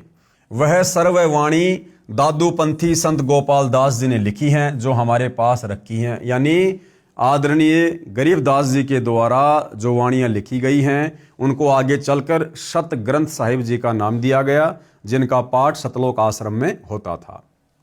प्रिय पाठकों को सतर्क करना अनिवार्य समझता हूं कि छुडानी के महंतों तथा उनसे संबंधित अन्य गरीबदासी संतों को अध्यात्म का क ख भी ज्ञान नहीं है। परमेश्वर ने अपनी वाणी में भी स्पष्ट किया है कि जो 12 पंथ हैं, जिनमें से एक गरीबदास पंथ भी है, उनका अनुयायी बनकर परमात्मा प्राप्ति चाहेगा तो असंख्य जन्म तक मोक्ष प्राप्त नहीं कर सकता। प्रमाण के लिए आप पढ़िए इसी पुस्तक में आगे चलकर। इसलिए सीधे सतलोक आश्रम बरवाड़ा जिला हिसार में जाना, वहां पर हरि आए हुए हैं। लेखक क्या लिख रहा भाइयों और बहनों? अर्थात इस सतभक्ति को प्राप्त करने के लिए आपने कहां जाना पड़ेगा? सतलोक आश्रम बरवाड़ा में। और वहां पर कौन आए हुए हैं? हरि आए हुए हैं। अब हरि की परिभाषा भाइयों और बहनों आप और हमने पहले पढ़ी। हरि का मतलब परमेश्वर। हरि का दूसरा नाम क्या है? परमेश्वर। और परमेश्वर कौन है? परम अक्षर ब्रह्म सत्य पुरुष कबीर देव। और सतलोक आश्रम बरवाला में कौन आए हुए हैं? हरि आए हुए हैं। तो फिर संत रामपाल जी हरि के अवतार कैसे हुए? कबीर जी के अवतार कैसे हुए? जब ये स्वयं हरि हैं, धरती पर आए हुए हैं, तो संत रामपाल जी को उनके कुछ नादान भक्तों के द्वारा कबीर जी का अवतार कहना, हरि का अवतार कहना उनकी नादानी को दर्शाता है। आदरणीय गरीबदास जी ने भी असुर निकंदन रमैणी में कहा है कि सतगुरु अर्थात परमेश्वर, क्योंकि परमेश्वर ही गरीबदास जी को सतगुरु रूप में मिले थे।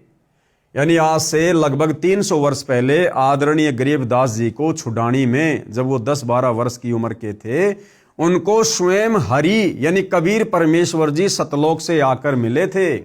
इसलिए जहां गरीबदास जी ने सतगुरु शब्द का प्रयोग किया है वह परमेश्वर का ही बोधक जाने।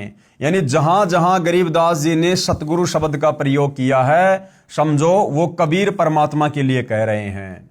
और क्या कहा फिर गरीबदास जी ने? भाई सतगुरु यानी कबीर परमात्मा, सतगुरु दिल्ली मंडल आईसी। गरीबदास जी ने 300 साल पहले कह दिया था कि आगे चलकर सतगुरु ही दिल्ली मंडल में आएगा। अब सतगुरु कौन? कबीर जी। और आज दिल्ली मंडल में कौन आए हैं? 8 सितंबर 1951 को संत रामपाल जी। तो संत रामपाल जी कौन हुए? सतगुरु। सतगुरु कौन? कबीर परमात्मा। क्योंकि यह स्पष्ट कर दिया, इसलिए जहां गरीबदास जी ने सतगुरु शब्द का प्रयोग किया है वह परमेश्वर का ही बोधक है। तो क्या कह रहे हैं गरीबदास जी? सतगुरु दिल्ली मंडल आईसी और सूती धरणी सुम जगाईसी।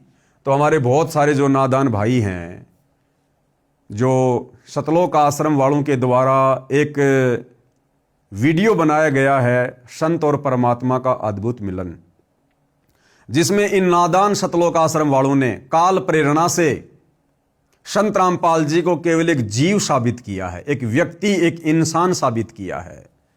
और इन्होंने भगत समाज में उस 25 मिनट के वीडियो के माध्यम से एक बहुत बड़ी भ्रमणा फैला दी है कि संत रामपाल जी तो 1997 में सतलोक चले गए हैं और उसके बाद खुद कबीर जी ने संत रामपाल जी का रूप बनाया और आप और हमारे बीच में है। जबकि भाई और बहनों, ऐसा बिल्कुल भी नहीं है।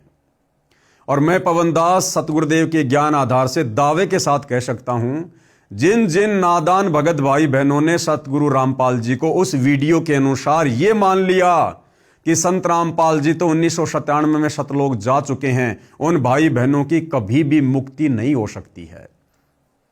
क्योंकि यहां पर क्या कहा जा रहा है भाई और बहनों, गरीबदास जी कह रहे हैं कि सतगुरु का मतलब परमेश्वर, परमात्मा, परम अक्षर ब्रह्म। और गरीबदास जी कह रहे हैं सतगुरु दिल्ली मंडल आईसी। तो सतगुरु रामपाल जी दिल्ली मंडल में कब आए? 8 सितंबर 1951 को। तो दिल्ली मंडल में कौन आया? सतगुरु रामपाल जी। और गरीबदास जी क्या कह रहे हैं कि मेरा सतगुरु यानी कबीर परमात्मा खुद ही दिल्ली मंडल में आएगा। तो वही जब सतगुरु रामपाल जी खुद ही 8 सितंबर 1951 को दिल्ली मंडल में आए हैं, प्रकट हुए हैं, तो ये स्वयं परमात्मा हुए, कबीर जी हुए। फिर 1997 में और नया कौन सा कबीर आ गया? तो जिन जिन नादान भगत भाई बहनों ने काल प्रेरणा से बने उस 25 मिनट के वीडियो को देखकर, जो वीडियो सतलोक आश्रम वालों के द्वारा बनाया गया है जीव आत्माओं को भटकाने के लिए कि कोई भी प्राणी अपने गुरु को परमात्मा ना मान ले। और भाई और बहनों, युगों युगों से हमारी यही कमी रही है। हम हर बार धोखा इसी बात के लिए खाए हैं कि हमने गुरु को परमात्मा नहीं माना। तो यहां पर सतगुरु रामपाल जी स्वयं कबीर परमात्मा हैं, जो 8 सितंबर 1951 को ही धरती पर आ चुके थे। सतगुरु दिल्ली मंडल आईसी और सूती धरणी सोम जगाईसी। परमेश्वर दिल्ली मंडल यानी अंग्रेजों के शासनकाल में जो पुराना रोहतक जिला है वह दिल्ली मंडल में था, अर्थात वर्तमान में जिला सोनीपत गांव धनाना में आएगा। अब देख लो भाइयों और बहनों, बिल्कुल क्लियर कर दिया गया है इस पुस्तक में। ये पुस्तक लिखने वाले कौन? राष्ट्रीय समाज सेवा समिति वाले, संत रामपाल जी के परिवार वाले, जो इस पुस्तक में 2014 बरवाला कांड से पहले खुद लिख रहे हैं कि सतगुरु का मतलब कबीर भगवान, और वो सतगुरु दिल्ली मंडल में आएगा। और कब आए? 8 सितंबर 1951 को। और सतगुरु कौन? खुद कबीर भगवान। और आज ये लोग नया वीडियो बना रहे हैं कि संत रामपाल जी तो 1997 में सतलोक चले गए, कबीर जी ने उनको सतलोक भेज दिया। अब कबीर जी खुद संत रामपाल जी के रूप में लीला कर रहे हैं। अरे अगर संत रामपाल जी को कबीर जी ने सतलोक भेज दिया तो नादानो, तुम्हारे अनुसार तो संत रामपाल जी केवल एक जीव साबित हुए, फिर तो तुम्हारे द्वारा लिखी गई सारी बातें फेल हो जाती यहां पर। और यदि आज साक्षात कबीर परमात्मा धरती पर हैं, तो कबीर परमात्मा भी फिर काल की भांति अपना मुंह छुपाकर प्रचार क्यों कर रहा भाई? फिर उस कबीर भगवान को जिन्होंने संत रामपाल जी को सतलोक भेज दिया और 1997 से उनका रूप बनाकर यहां पर ज्ञान प्रचार कर रहे हैं, फिर वो कबीर भगवान भी क्यों छुप छुप के काम कर रहा है? अरे काल की भांति वो भी अपने ओरिजिनल रूप में अपने बच्चों के सामने क्यों नहीं आता? फिर वो कबीर भगवान, उस कबीर भगवान ने भी संत रामपाल जी के चेहरे का सहारा लेना पड़ रहा है। फिर काल में और कबीर भगवान में भला क्या अंतर हुआ? वो काल भी अपना ओरिजिनल रूप छुपा के रहता है और कबीर भगवान भी तुम लोगों के अनुसार अपना ओरिजिनल रूप छुपाकर संत रामपाल जी के रूप में धरती पर प्रकट हैं। तो दोनों एक ही थाली के चट्टे बट्टे हुए भी। फिर आप किस मुंह से ये कह सकते हो कि काल में और कबीर भगवान में कोई अंतर है? तो भाइयों और बहनों, ये यहां पर ज्ञानहीनता दर्शाती है सतलोक आश्रम मैनेजमेंट हरियाणा वालों की, राष्ट्रीय समाज सेवा समिति वालों की, जिन्होंने अच्छे से ज्ञान को आधार बनाकर अपने गुरुदेव भगवान को पहचाना नहीं है। यहां पर स्पष्ट किया गया है, अर्थात वर्तमान में जिला सोनीपत गांव धनाना में आएगा। स्वयं परमेश्वर जी ने भी कहा है कि 12वें पंथ अर्थात गरीबदास जी द्वारा मेरी महिमा की वाणी कही जाएगी, जो मेरे से परिचित होकर कहेगा। गरीबदास जी का जो पंथ चलेगा, कौन सा? 12वां पंथ। उसमें हम ही कौन? परमेश्वर अर्थात हरि आऊंगा। 12वें पंथ हम ही चल आवें, सब पंथों को मिटाकर एक पंथ चलावें। तो ये कबीर परमात्मा जी का वचन है, 650 साल पहले बोला था, धर्मदास जी से लिखवाया था। और कहते हैं साध वचन पलटे नहीं, चाहे पलट जाए ब्रह्मांड। अगर कबीर परमात्मा पलट गए तो समझो फिर भक्ति करने का कोई फायदा नहीं है। तो भाई अपनी वचन अनुसार, अपनी वाणी अनुसार कबीर परमात्मा स्वयं संत रामपाल जी के नाम से धरती पर प्रकट हैं। गरीबदास जी का जो पंथ चलेगा उसमें हम ही यानी परमेश्वर अर्थात हरि आऊंगा। उस समय ऐसा ज्ञान बताऊंगा जिसको जानकर सर्व पंथ तथा धर्म एक हो जाएंगे। सर्व प्राणी सतनाम का जाप करके मोक्ष प्राप्ति करेंगे। ये कार्य उस समय किया जाएगा जब कलयुग 5500 वर्ष बीत चुका होगा। अधिक जानकारी के लिए कृपया पढ़ें, आगे पढ़ें कि वर्तमान में कलयुग कितना बीत चुका है, इसी पुस्तक के पेज नंबर 96 से 99 पर। अब ध्यान देना भाइयों और बहनों, अब वही परमेश्वर, कौन? वही परमेश्वर परम अक्षर ब्रह्म कबीर देव, अब वही परमेश्वर संत रामपाल जी महाराज जी के चोले यानी शरीर में बरवाड़ा जिला हिसार में अपना अमृत ज्ञान व नाम दान बताकर शरणागत श्रद्धालुओं का कल्याण कर रहे हैं। अब बताओ, यहां पर भी ये लोग बिल्कुल क्लियर कर रहे हैं, स्पष्ट कर रहे हैं कि संत रामपाल जी के चोले में खुद कबीर परमात्मा यहां पर अपना ज्ञान प्रचार कर रहे हैं। अरे भैया, वो कबीर भगवान, वो परमेश्वर, वो सबका साहब कुल का मालिक कबीर देव, वो काल की तरह किसी के चोले को काम में नहीं लेता, वो दूसरों के शरीर को प्रयोग में नहीं लेता। भाई वो समर्थ है, ये काल असमर्थ है, इसलिए दूसरे के शरीर में प्रवेश करके अपना कार्य करता है। लेकिन वो कबीर परमात्मा परम अक्षर ब्रह्म, वो हरि, वो परमेश्वर, वो समर्थ है। भाई वे तो अनंत कोटि कलाओं के स्वामी हैं। गरीब सब पदवी के मूल हैं, सकल सिद्धि हैं तीर, दास गरीब सत पुरुष भजो अविगत कला कबीर। तो भाई कबीर परमात्मा ने किसी संत का रूप धारण करने की आवश्यकता नहीं पड़ती है, ना किसी का शरीर काम में लेने की आवश्यकता पड़ती है, ये काम तो काल के हैं। तो भाई संत रामपाल जी स्वयं कबीर भगवान है। संत रामपाल जी का जो चेहरा है ये ओरिजिनल कबीर जी का चेहरा है, ओरिजिनल कबीर जी का चेहरा। संत रामपाल जी महाराज जी कहते हैं कि मैं परमेश्वर नहीं हूं। भाई वे तो अपने आप को लाख बार कहेंगे, आप और हमारी नादान बुद्धि को देखते हुए अपने आप को छुपाएंगे, वो तो लाख बार कहेंगे। जब जब ये कबीर परमात्मा धरती पर आता है संत रूप में, गुरु रूप में, तत्वदर्शी संत के रूप में, ये तो इसी प्रकार की लीला करते हैं। सतयुग में कबीर परमात्मा सत सुकृत ऋषि के नाम से आए। कब उन्होंने कहा कि मैं भगवान हूं, मैं परमात्मा हूं? त्रेता में वही कबीर परमात्मा मुनिंदर ऋषि के रूप में आए। कब कहा कि मैं ही भगवान हूं? द्वापर में करुणा में ऋषि के नाम से आए। कब कहा कि मैं ही परमात्मा हूं? और आज से 650 साल पहले खुद कबीर परमात्मा कबीर नाम से आए। फिर भी उन्होंने अपने आप को छुपाया कि मेरे को तो सत्य पुरुष ने भेजा, सत्य पुरुष ने, मैं तो आप आत्माओं को जगाने आया हूं, मैं तो परमात्मा का भेजा हुआ दास हूं। तो आज वो कबीर परमात्मा जो संत रामपाल जी के नाम से धरती पर प्रकट हैं, भला आज कैसे सीधम सीधा कहेंगे कि मैं ही कबीर भगवान हूं?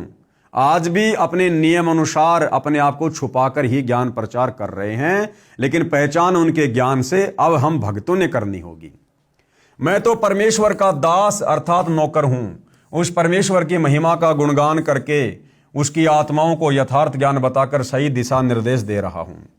सज्जनों, विचार करें, जैसे पहले भारतवर्ष अंग्रेजों के पराधीन था, लगभग 200 वर्ष अंग्रेजों यानी इंग्लैंड वालों ने भारत पर राज्य किया। इंग्लैंड का राजा अपना एक प्रतिनिधि नौकर भारत में भेजता था, उसको वायसराय कहते थे। जो उसके पद का नाम था वह इंग्लैंड के राजा का नौकर था, परंतु भारतवासियों को सुख व दुख देने में सक्षम था। वह इंग्लैंड के राजा वाली शक्ति प्रयोग करता था। कहने का मतलब भाई और बहनों, ये राष्ट्रीय समाज सेवा समिति वाले, संत रामपाल जी के परिवार वाले, संत रामपाल जी को मानुष मानकर इस प्रकार के उदाहरण देकर उनको एक आम प्राणी घोषित करने का कुप्रयत्न कर रहे हैं, जो बिल्कुल भी नहीं होगा। अब नहीं होगा क्योंकि अब सतगुरु रामपाल जी परमेश्वर जी के आशीर्वाद से साध संगति से जुड़े सत्सेवक भाई बहनों ने इस बात को पकड़ लिया है ज्ञान आधार से और समझ लिया है कि सतगुरु रामपाल जी स्वयं ही कबीर परमेश्वर हैं। ये किसी के नौकर नहीं है, किसी कबीर जी के द्वारा भेजे गए दास नहीं हैं। भाई अब हम धोखा नहीं खा सकते, जो धोखा हम गुरु को मानुष मानकर, भगवान का नौकर मानकर, दास मानकर युगों युगों से खाते आ रहे थे। तो लेखक क्या कह रहा है, यदि हम संत रामपाल जी को परमेश्वर का भेजा संदेश वाहक भी माने तो भी पूरी पृथ्वी के लिए ये हरि है। इसलिए गरीबदास जी ने अपनी वाणी में कहा है, पूर्व पश्चिम उत्तर दक्षिण क्यों फिरदा दाने दाने नो, सर्व कला सतगुरु साहिब की हरि आए हरियाणे नो। भावार्थ है कि हे भोले प्राणी कहां भटक रहा है, संत रामपाल जी भी उसी सतगुरु यानी परमेश्वर की कला दूसरा रूप है। अरे दूसरा रूप नहीं है मेरे भाई, ये ओरिजिनल रूप है। संत रामपाल जी का रूप कबीर परमात्मा का दूसरा रूप नहीं है, उन्हीं का साक्षात ओरिजिनल रूप है।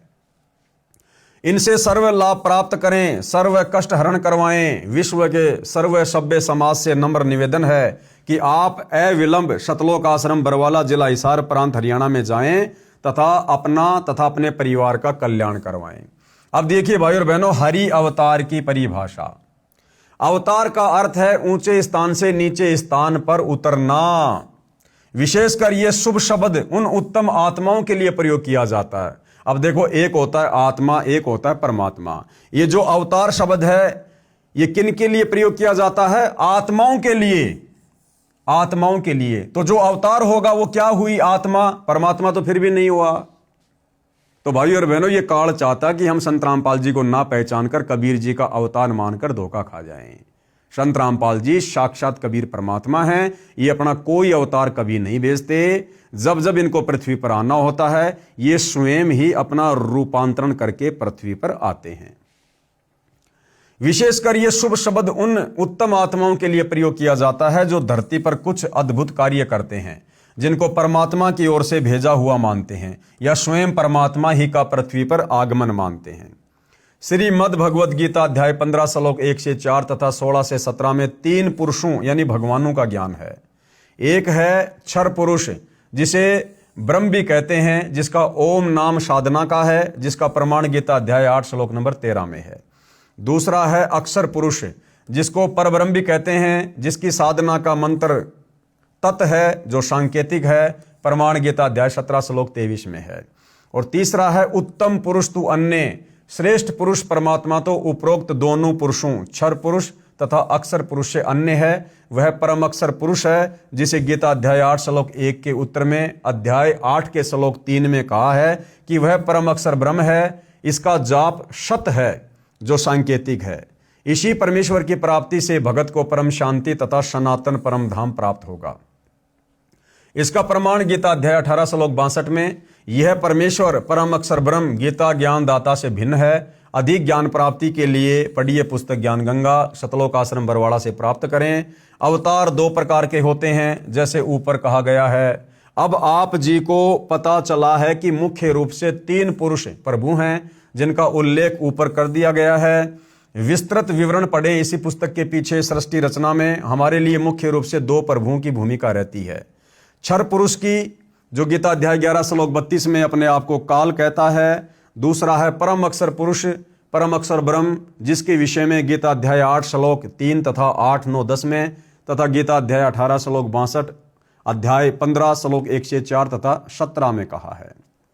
ब्रह्म यानी काल के अवतारों की जानकारी। गीता अध्याय 4 श्लोक 7, यदा यदा ही धर्मस्य ग्लानि भवति भारत अभ्युत्थानम अधर्मस्य तदा आत्मानम सर्जामि अहम। अनुवाद क्या है? हे भारत यानी हे अर्जुन, यदा यदा जब जब धर्म की हानि और अधर्म की वृद्धि होती है तब तब ही मैं अपना अंश अवतार रचता हूं अर्थात उत्पन्न करता हूं। जैसे श्रीमद् भगवद गीता अध्याय 4 श्लोक 7 में गीता ज्ञान दाता ने यानी काल ब्रह्म ने कहा है कि जब जब धर्म में घृणा उत्पन्न होती है यानी पापियों की संख्या बढ़ जाती है, अधर्म पृथ्वी पर बढ़ जाता है, धर्म की हानि होती है तथा अधर्म की वृद्धि होती है, तो मैं कौन, काल, ये ब्रह्म, ये क्षर पुरुष अपने अंश अवतार सर्जन करता है, ब्रह्मा विष्णु महेश के माध्यम से उत्पन्न करता है। जैसे श्री रामचंद्र जी तथा श्री कृष्णचंद्र जी को काल ब्रह्म ने ही पृथ्वी पर उत्पन्न किया था, जो स्वयं श्री विष्णु जी ही माने जाते हैं। इनके अतिरिक्त 8 अवतार और कहे गए हैं, जो श्री विष्णु जी स्वयं नहीं आते, अपितु अपने लोक से अपने कृपा पात्र पवित्र आत्मा को भेजते हैं, वे भी अवतार कहलाते हैं। कहीं कहीं 25 अवतारों का भी उल्लेख पुराणों में आता है। काल ब्रह्म यानी क्षर पुरुष के भेजे हुए अवतार पृथ्वी पर बढ़े अधर्म का नाश कत्लेआम अर्थात संहार करके करते हैं। लेखक क्या कह रहा है भाई और बहनों, 2 प्रकार के अवतार होते हैं। एक अवतार कौन, कबीर परमात्मा खुद ही अवतार रूप में धरती पर स्वयं प्रकट होता है, और दूसरा अवतार ये काल ब्रह्मा विष्णु महेश में प्रेरणा करके और राम और श्री कृष्ण जैसों को यहां पर अवतार के रूप में भेजता है। तो जो काल के द्वारा भेजे गए अवतार हैं, उनके कार्य करने की शैली क्या होती है? पृथ्वी पर जो अधर्म होता है, अत्याचार होता है, अशांति फैली होती है, ये संहार करके, युद्ध करके शांति स्थापना करने की चेष्टा करते हैं। लेकिन इस प्रकार के इनके प्रयत्नों से और ज्यादा अशांति बढ़ जाती है। जैसे त्रेता युग में राम रावण युद्ध हुआ, सोचा था शांति होगी, लेकिन भाई और बहनों करोड़ों की संख्या में लोग मारे गए, करोड़ों औरतें विधवा हुई, करोड़ों बच्चे यतीम हो गए, अनाथ हो गए, शांति की जगह अशांति फैल गई। फिर द्वापर में श्री कृष्ण जी आए, शांति स्थापना करने की चेष्टा की, लेकिन नहीं हो पाई। महाभारत जैसी घटना का जन्म हो गया। 18 करोड़ सेना मारी गई, करोड़ों की संख्या में औरतें विधवा हो गई, उनके बच्चे यतीम हो गए, अनाथ हो गए, रोजी रोटी की समस्या पैदा हो गई, और ज्यादा अशांति फैल गई। तो जो काल के द्वारा भेजे गए अवतार हैं, वो इस प्रकार से धर्म की स्थापना करना चाहते हैं युद्ध करके, लेकिन नहीं हो पाती है। और जो पहले नंबर का अवतार है, यानी स्वयं कबीर परमात्मा ही धरती पर अवतरित होते हैं, वो ज्ञान के द्वारा लोगों को सद्बुद्धि देकर वो यहां पर बढ़े हुए अज्ञान और अधर्म का नाश करते हैं। उदाहरण के रूप में श्री रामचंद्र जी तथा श्री कृष्णचंद्र जी, श्री परशुराम जी तथा श्री नीकलंक जी, जो अभी आना शेष है, जो कलयुग के अंत में आएगा, ये सर्व अवतार घोर संहार करके ही अधर्म का नाश करते हैं। अधर्मियों को मारकर शांति स्थापित करने की चेष्टा करते हैं, परंतु शांति की अपेक्षा अशांति ही बढ़ती है। जैसे श्री रामचंद्र जी ने रावण को मारने के लिए युद्ध किया, युद्ध में करोड़ों पुरुष मारे गए, जिनमें धर्मी तथा अधर्मी दोनों ही मारे गए। फिर उनकी पत्नियां तथा छोटे बड़े बच्चे शेष रहे, उनका जीवन नरक बन गया। विधवाओं को अन्य व्यक्तियों ने अपनी हवस का शिकार बनाया, निर्वाह की समस्या उत्पन्न हुई, आदि आदि अनेकों अशांति के कारण खड़े हो गए। यही विधि श्री कृष्ण जी ने अपनाई थी, यही विधि श्री परशुराम जी ने अपनाई थी। इसी विधि से 10वां अवतार काल ब्रह्म क्षर पुरुष द्वारा उत्पन्न किया जाएगा। उसका नाम नीकलंक होगा। वह कलयुग के अंतिम समय में उत्पन्न होगा, जो राजा हरिश्चंद्र वाली आत्मा होगी। यानी जो कल की भगवान होगा, जो कलयुग के एंड में आएगा लाखों वर्ष बाद, वो राजा हरिश्चंद्र वाली आत्मा होगी। और गुरुदेव ने बताया कि राजा हरिश्चंद्र वाली आत्मा वर्तमान में स्वर्ग में बैठी है। फिर उसके कर्म बिगड़वाने के लिए काल उसको 10वें अवतार के रूप में भेजेगा। शंबल नगर में श्री विष्णु दत्त शर्मा के घर में जन्म लेगा। उस समय सर्व मानव अत्याचारी अन्यायी हो जाएंगे, उन सबको मारेगा। उस समय जिन जिन मनुष्यों में परमात्मा का डर होगा, कुछ सदाचारी होंगे, उनको छोड़ जाएगा, अन्य सभी को मार डालेगा। यही विधि है ब्रह्म काल क्षर पुरुष के अवतारों की अधर्म का नाश करने तथा शांति स्थापना करने की। परम अक्षर ब्रह्म अर्थात सत्य पुरुष के अवतारों की जानकारी, ये बहुत ही विशेष पॉइंट है भाई और बहनों, ध्यान से समझना। परम अक्षर ब्रह्म यानी कबीर देव अर्थात सत्य पुरुष के अवतारों की जानकारी, यानी ये कबीर परमात्मा स्वयं ही अवतार धारण करके आता है, या सतलोक से कोई अवतार भेजता है, किसी आत्मा को भेजता है। जिस प्रकार से सतलोक आश्रमों से जुड़े नादान भगत भाई बहन संत रामपाल जी को कबीर जी का अवतार मान रहे हैं, जो कि बहुत बड़ी गलती कर रहे हैं। तो यहां से पता चलेगा हमें कि सत्य पुरुष कबीर परमात्मा खुद ही आता है, या सतलोक से किसी आत्मा को भेजता है। परम अक्षर ब्रह्म यानी कबीर परमात्मा स्वयं पृथ्वी पर प्रकट होता है। क्लियर कर दिया भाई और बहनों, ज्यादा दिमाग लगाने की आवश्यकता नहीं है। परम अक्षर ब्रह्म यानी कबीर परमात्मा क्या लिखा है, स्वयं यानी खुद ही पृथ्वी पर प्रकट होता है। सतलोक से किसी आत्मा को नहीं भेजता, अपना कोई दास नहीं भेजता, कोई प्रतिनिधि नहीं भेजता। जो ये लाखों की संगत सतलोक आश्रमों में जाती है, संत रामपाल जी के कलयुगी काल प्रेरित परिवार के पीछे भेड़ चाल में अंधी होके चल रही है, और इन लोगों के कहने पर इन्होंने अपने गुरुदेव को कबीर परमात्मा से अलग उनका दास मान लिया है। और वो 25 मिनट का AI से वीडियो बनाकर पूरी संगत को काल की गोद में बैठा दिया है कि संत रामपाल जी को तो कबीर जी ने 1997 में शह शरीर सतलोक भेज दिया। उसके बाद से खुद कबीर परमात्मा ही धरती पर हैं। तो भाई और बहनों, इन्होंने संगत को काल के मुंह में ठोकने का ठेका ले रखा है सतलोक आश्रम वालों ने। ज्ञान क्या कह रहा है और संगत को वर्तमान में किस दिशा में लेकर जाया जा रहा है। परम अक्षर ब्रह्म स्वयं पृथ्वी पर प्रकट होता है, वह सह शरीर आता है, सह शरीर लौट जाता है। भाई ज्ञान गंगा पुस्तक में लिखा हुआ है। ये जो सारी बातें हम देख रहे हैं, पढ़ रहे हैं, ये ज्ञान गंगा पुस्तक की भूमिका में लिखी हुई है। तो भाई बताओ, सतलोक आश्रम मैनेजमेंट हरियाणा वाले झूठे हैं या फिर ज्ञान गंगा पुस्तक लिखने वाले आपके गुरुदेव संत रामपाल जी झूठे हैं? भाई दो में से एक तो झूठा हो गया ना। अब सतगुरु रामपाल जी तो कह रहे हैं कि कबीर परमात्मा स्वयं धरती पर प्रकट होता है, कोई अवतार नहीं भेजता। और सतलोक आश्रम वाले कह रहे हैं कि संत रामपाल जी कबीर जी के दास हैं, कबीर जी के अवतार हैं, कबीर जी के प्रतिनिधि हैं। और संत रामपाल जी तो 1997 में सतलोक जा चुके हैं। तो भाई और बहनों, यहां पर यह विरोधाभास हो रहा है। संगत को काल प्रेरणा से संत रामपाल जी के मंद बुद्धि परिवार के द्वारा काल के मुंह में झोंका जा रहा है, गुरु को मानुष मनवाकर, जीव मनवाकर। तो गुरुदेव क्या लिख रहे हैं ज्ञान गंगा में, परम अक्षर ब्रह्म यानी कबीर देव स्वयं यानी खुद ही पृथ्वी पर प्रकट होता है। वह सह शरीर आता है, सह शरीर लौट जाता है, किसी मां के गर्भ से जन्म नहीं लेता। यह लीला परमेश्वर दो प्रकार से करता है। एक, प्रत्येक युग में शिशु रूप में किसी सरोवर में कमल के फूल पर वन में प्रकट होता है। वहां से निसंतान दंपत्ति उसे उठा ले जाते हैं, फिर लीला करता हुआ बड़ा होता है तथा आध्यात्मिक ज्ञान प्रचार करके अधर्म का नाश करता है। सरोवर के जल में कमल के फूल पर अवतरित होने के कारण परमेश्वर नारायण कहलाता है। नार यानी जल, आयण यानी आने वाला, अर्थात जल पर निवास करने वाला नारायण कहलाता है। दूसरा, जब चाहे साधु संत जिंदा के रूप में अपने सतलोक से पृथ्वी पर आ जाते हैं तथा अच्छी आत्माओं को ज्ञान देते हैं।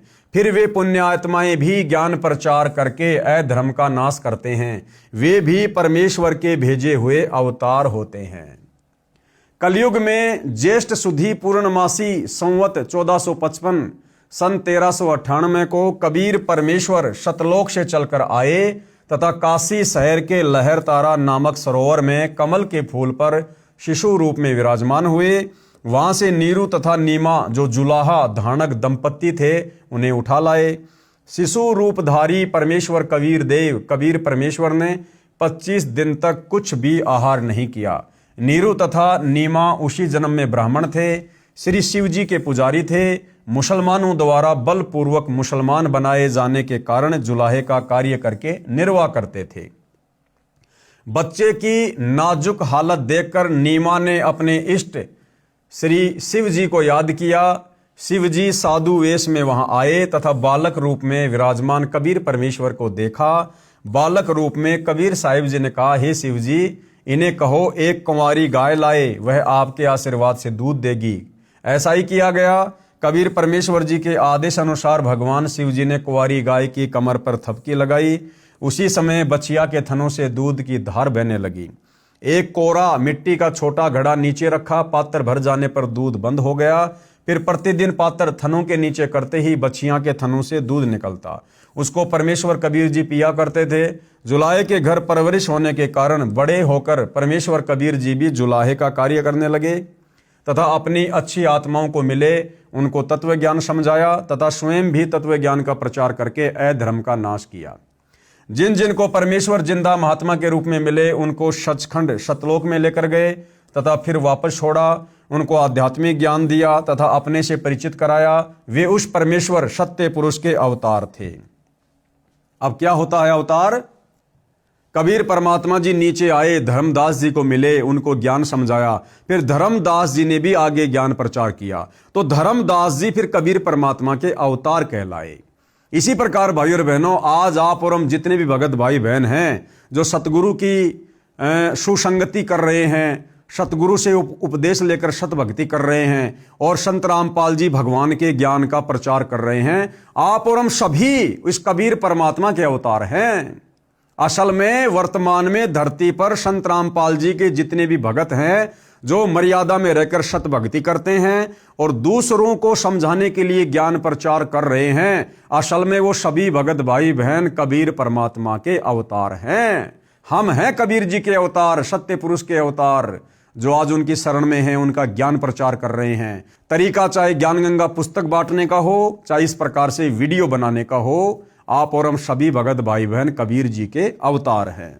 वे उस परमेश्वर सत्य पुरुष के अवतार थे। उन्होंने भी परमेश्वर से प्राप्त ज्ञान के आधार से अधर्म का नाश किया। वे अवतार कौन कौन हुए हैं? आदरणीय धर्मदास जी, आदरणीय मलुकदास जी, आदरणीय नानक देव साहिब जी, सिख धर्म के प्रवर्तक आदरणीय दादू साहिब जी, आदरणीय गरीबदास साहिब जी, गांव छुडानी, जिला झज्जर, हरियाणा वाले, तथा आदरणीय घीसा दास साहिब जी, गांव खेकड़ा, जिला बागपत, उत्तर प्रदेश वाले। ये उपरोक्त सर्व अवतार परम अक्षर ब्रह्म सत्य पुरुष के थे। अपना कार्य करके चले गए, अधर्म का नाश किया, जिस कारण से जनता में बहुत समय तक बुराई नहीं समाई। वर्तमान में संतों की कमी नहीं, परंतु शांति का नाम नहीं।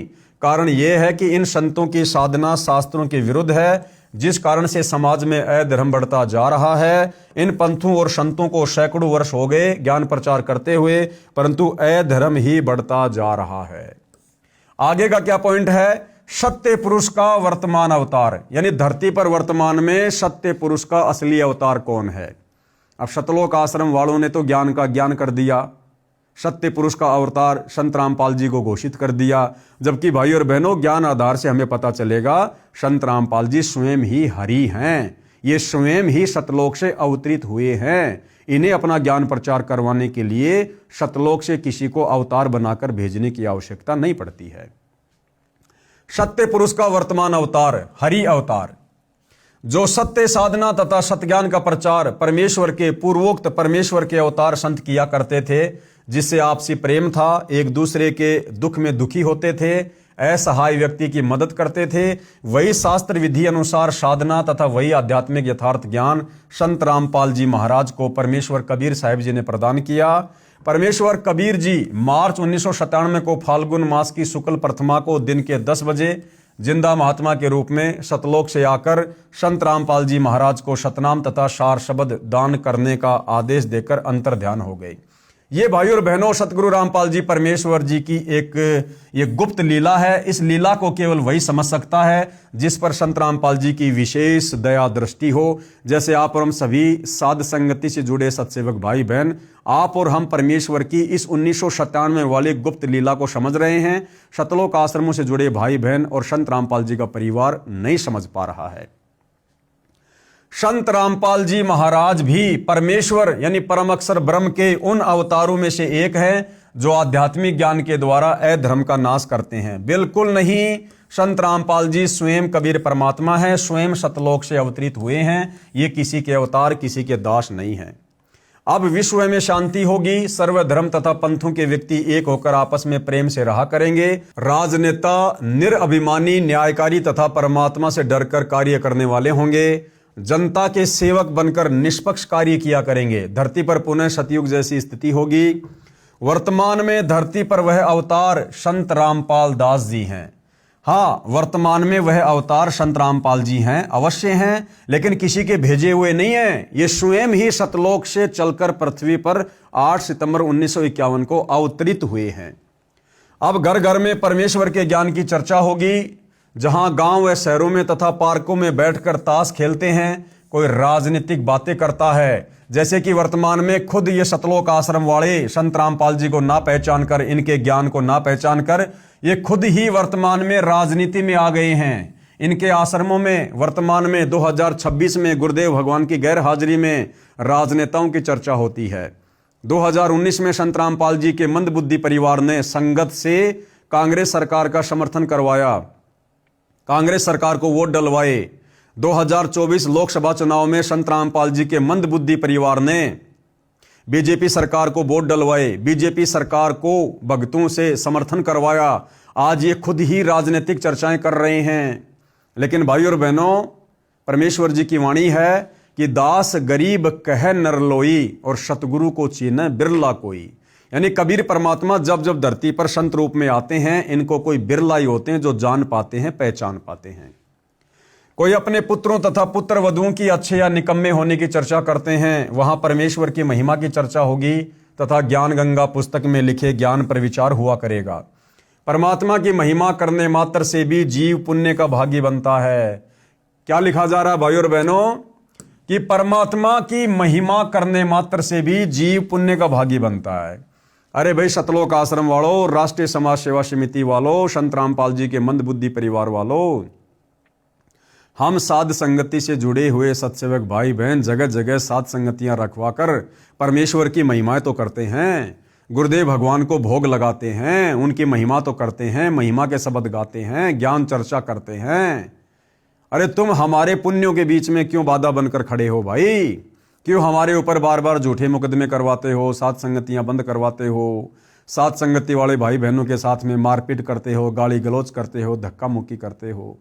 अरे भैया, हम तो पुण्य कमा रहे हैं सतगुरु महिमा करके। अब अगर तुम्हारे वश की बात सतगुरु की महिमा नहीं है, तुम्हारी जीव्या यदि सतगुरु की महिमा करना नहीं जानती है, तो भाई इसमें हमारा क्या दोष? कम से कम हमें तो महिमा करने दो। फिर शास्त्र विधि अनुसार साधना करके जीवन सुखी बनाएंगे तथा आत्म कल्याण कराएंगे। धरती पर कलयुग में सतयुग जैसा समय आएगा। हरि आए हरियाणे नु के समर्थन में कृपया पढ़ें ढेर सारी भविष्यवाणियां तथा स्वयं परमेश्वर जी की भविष्यवाणी। इसी पुस्तक में अमेरिका की भविष्यवक्ता फ्लोरेंस की महत्वपूर्ण भविष्यवाणी। अब भाइयों और बहनों, ये जो पुस्तक है जिसके ऊपर आज वीडियो बनाने की श्रृंखला समाप्त हो चुकी है, ये इस पुस्तक मानवता का गिरता हास तथा विकास के ऊपर हमारा लास्ट वीडियो है। आगे हम इस पुस्तक पर वीडियो इसलिए नहीं बनाएंगे क्योंकि आगे इस पुस्तक में जो जो बातें लिखी हैं, जो जो पॉइंट लिखे हैं, जैसे कि अमेरिका की भविष्यवक्ता फ्लोरेंस की महत्वपूर्ण भविष्यवाणी, तो आगे की जो बातें हैं भाइयों और बहनों, आज से पहले जिन जिन पुस्तकों के ऊपर वीडियो बने हैं, लगभग 10-12 पुस्तकों के ऊपर, उन पुस्तकों में हम इन तमाम प्रकार की जानकारियों पर चर्चा कर चुके हैं, इन टॉपिक पर हम चर्चा कर चुके हैं। तो यदि आप भाई बहनों ने और अधिक जानकारी प्राप्त करनी है तो साध संगति के माध्यम से सतगुरु रामपाल जी के कर कमल से लिखित अनेक पुस्तकों के ऊपर जो वीडियो बन चुके हैं, उन तमाम बातों का जिक्र उन पुस्तकों में किया हुआ है। दास के Facebook page Pawan Das is live के ऊपर जाकर आप जी वीडियो देख सकते हैं, जानकारी प्राप्त कर सकते हैं। तो आगे भाइयों और बहनों, इस पुस्तक मानवता का गिरता हास तथा विकास, इसमें जो जो बातें लिखी हुई हैं, ये सारी बातें हम आज से पहले अन्य पुस्तकों पर जो वीडियो बना रहे थे, हम उनमें प्राप्त कर चुके हैं। इसलिए दास आप भगत भाई बहनों का अनमोल समय और अनमोल श्वासें व्यर्थ में, फिजूल में बर्बाद नहीं करवाना चाहता है। अब ज़्यादा से ज़्यादा समय हम परमपिता परमेश्वर जी की भक्ति को दें, सुमरण में दें, और जो जो जानकारी गुरुदेव भगवान ने पुस्तकों में छुपा रखी है, जो पुस्तकें अभी तक हम नहीं पढ़ पाए, नहीं देख पाए, जिन पर वीडियो नहीं बन पाए, दास केवल उन पुस्तकों में उन्हीं पॉइंटों पर वीडियो बनाएगा जो जानकारी अभी तक भगत समाज से दूर है। तो भाई और बहनों, पूज्य गुरुदेव भगवान के आशीर्वाद से पुस्तक मानवता का गिरता हास तथा विकास, इसके ऊपर वीडियो बनाने की श्रृंखला समाप्त हुई। आगे परमपिता परमेश्वर जी के आशीर्वाद से हमें जो भी वे सत प्रेरणा करेंगे, जो भी सेवा देंगे, उस आधार से आप भाई बहनों के सामने उपस्थित होंगे। तब तक के लिए गुरुदेव भगवान हम सबको आज्ञा दे, सद्बुद्धि दे, हमारा मार्गदर्शन करे। बंदी छोड़ सतगुरु रामपाल जी परमेश्वर जी की जय हो।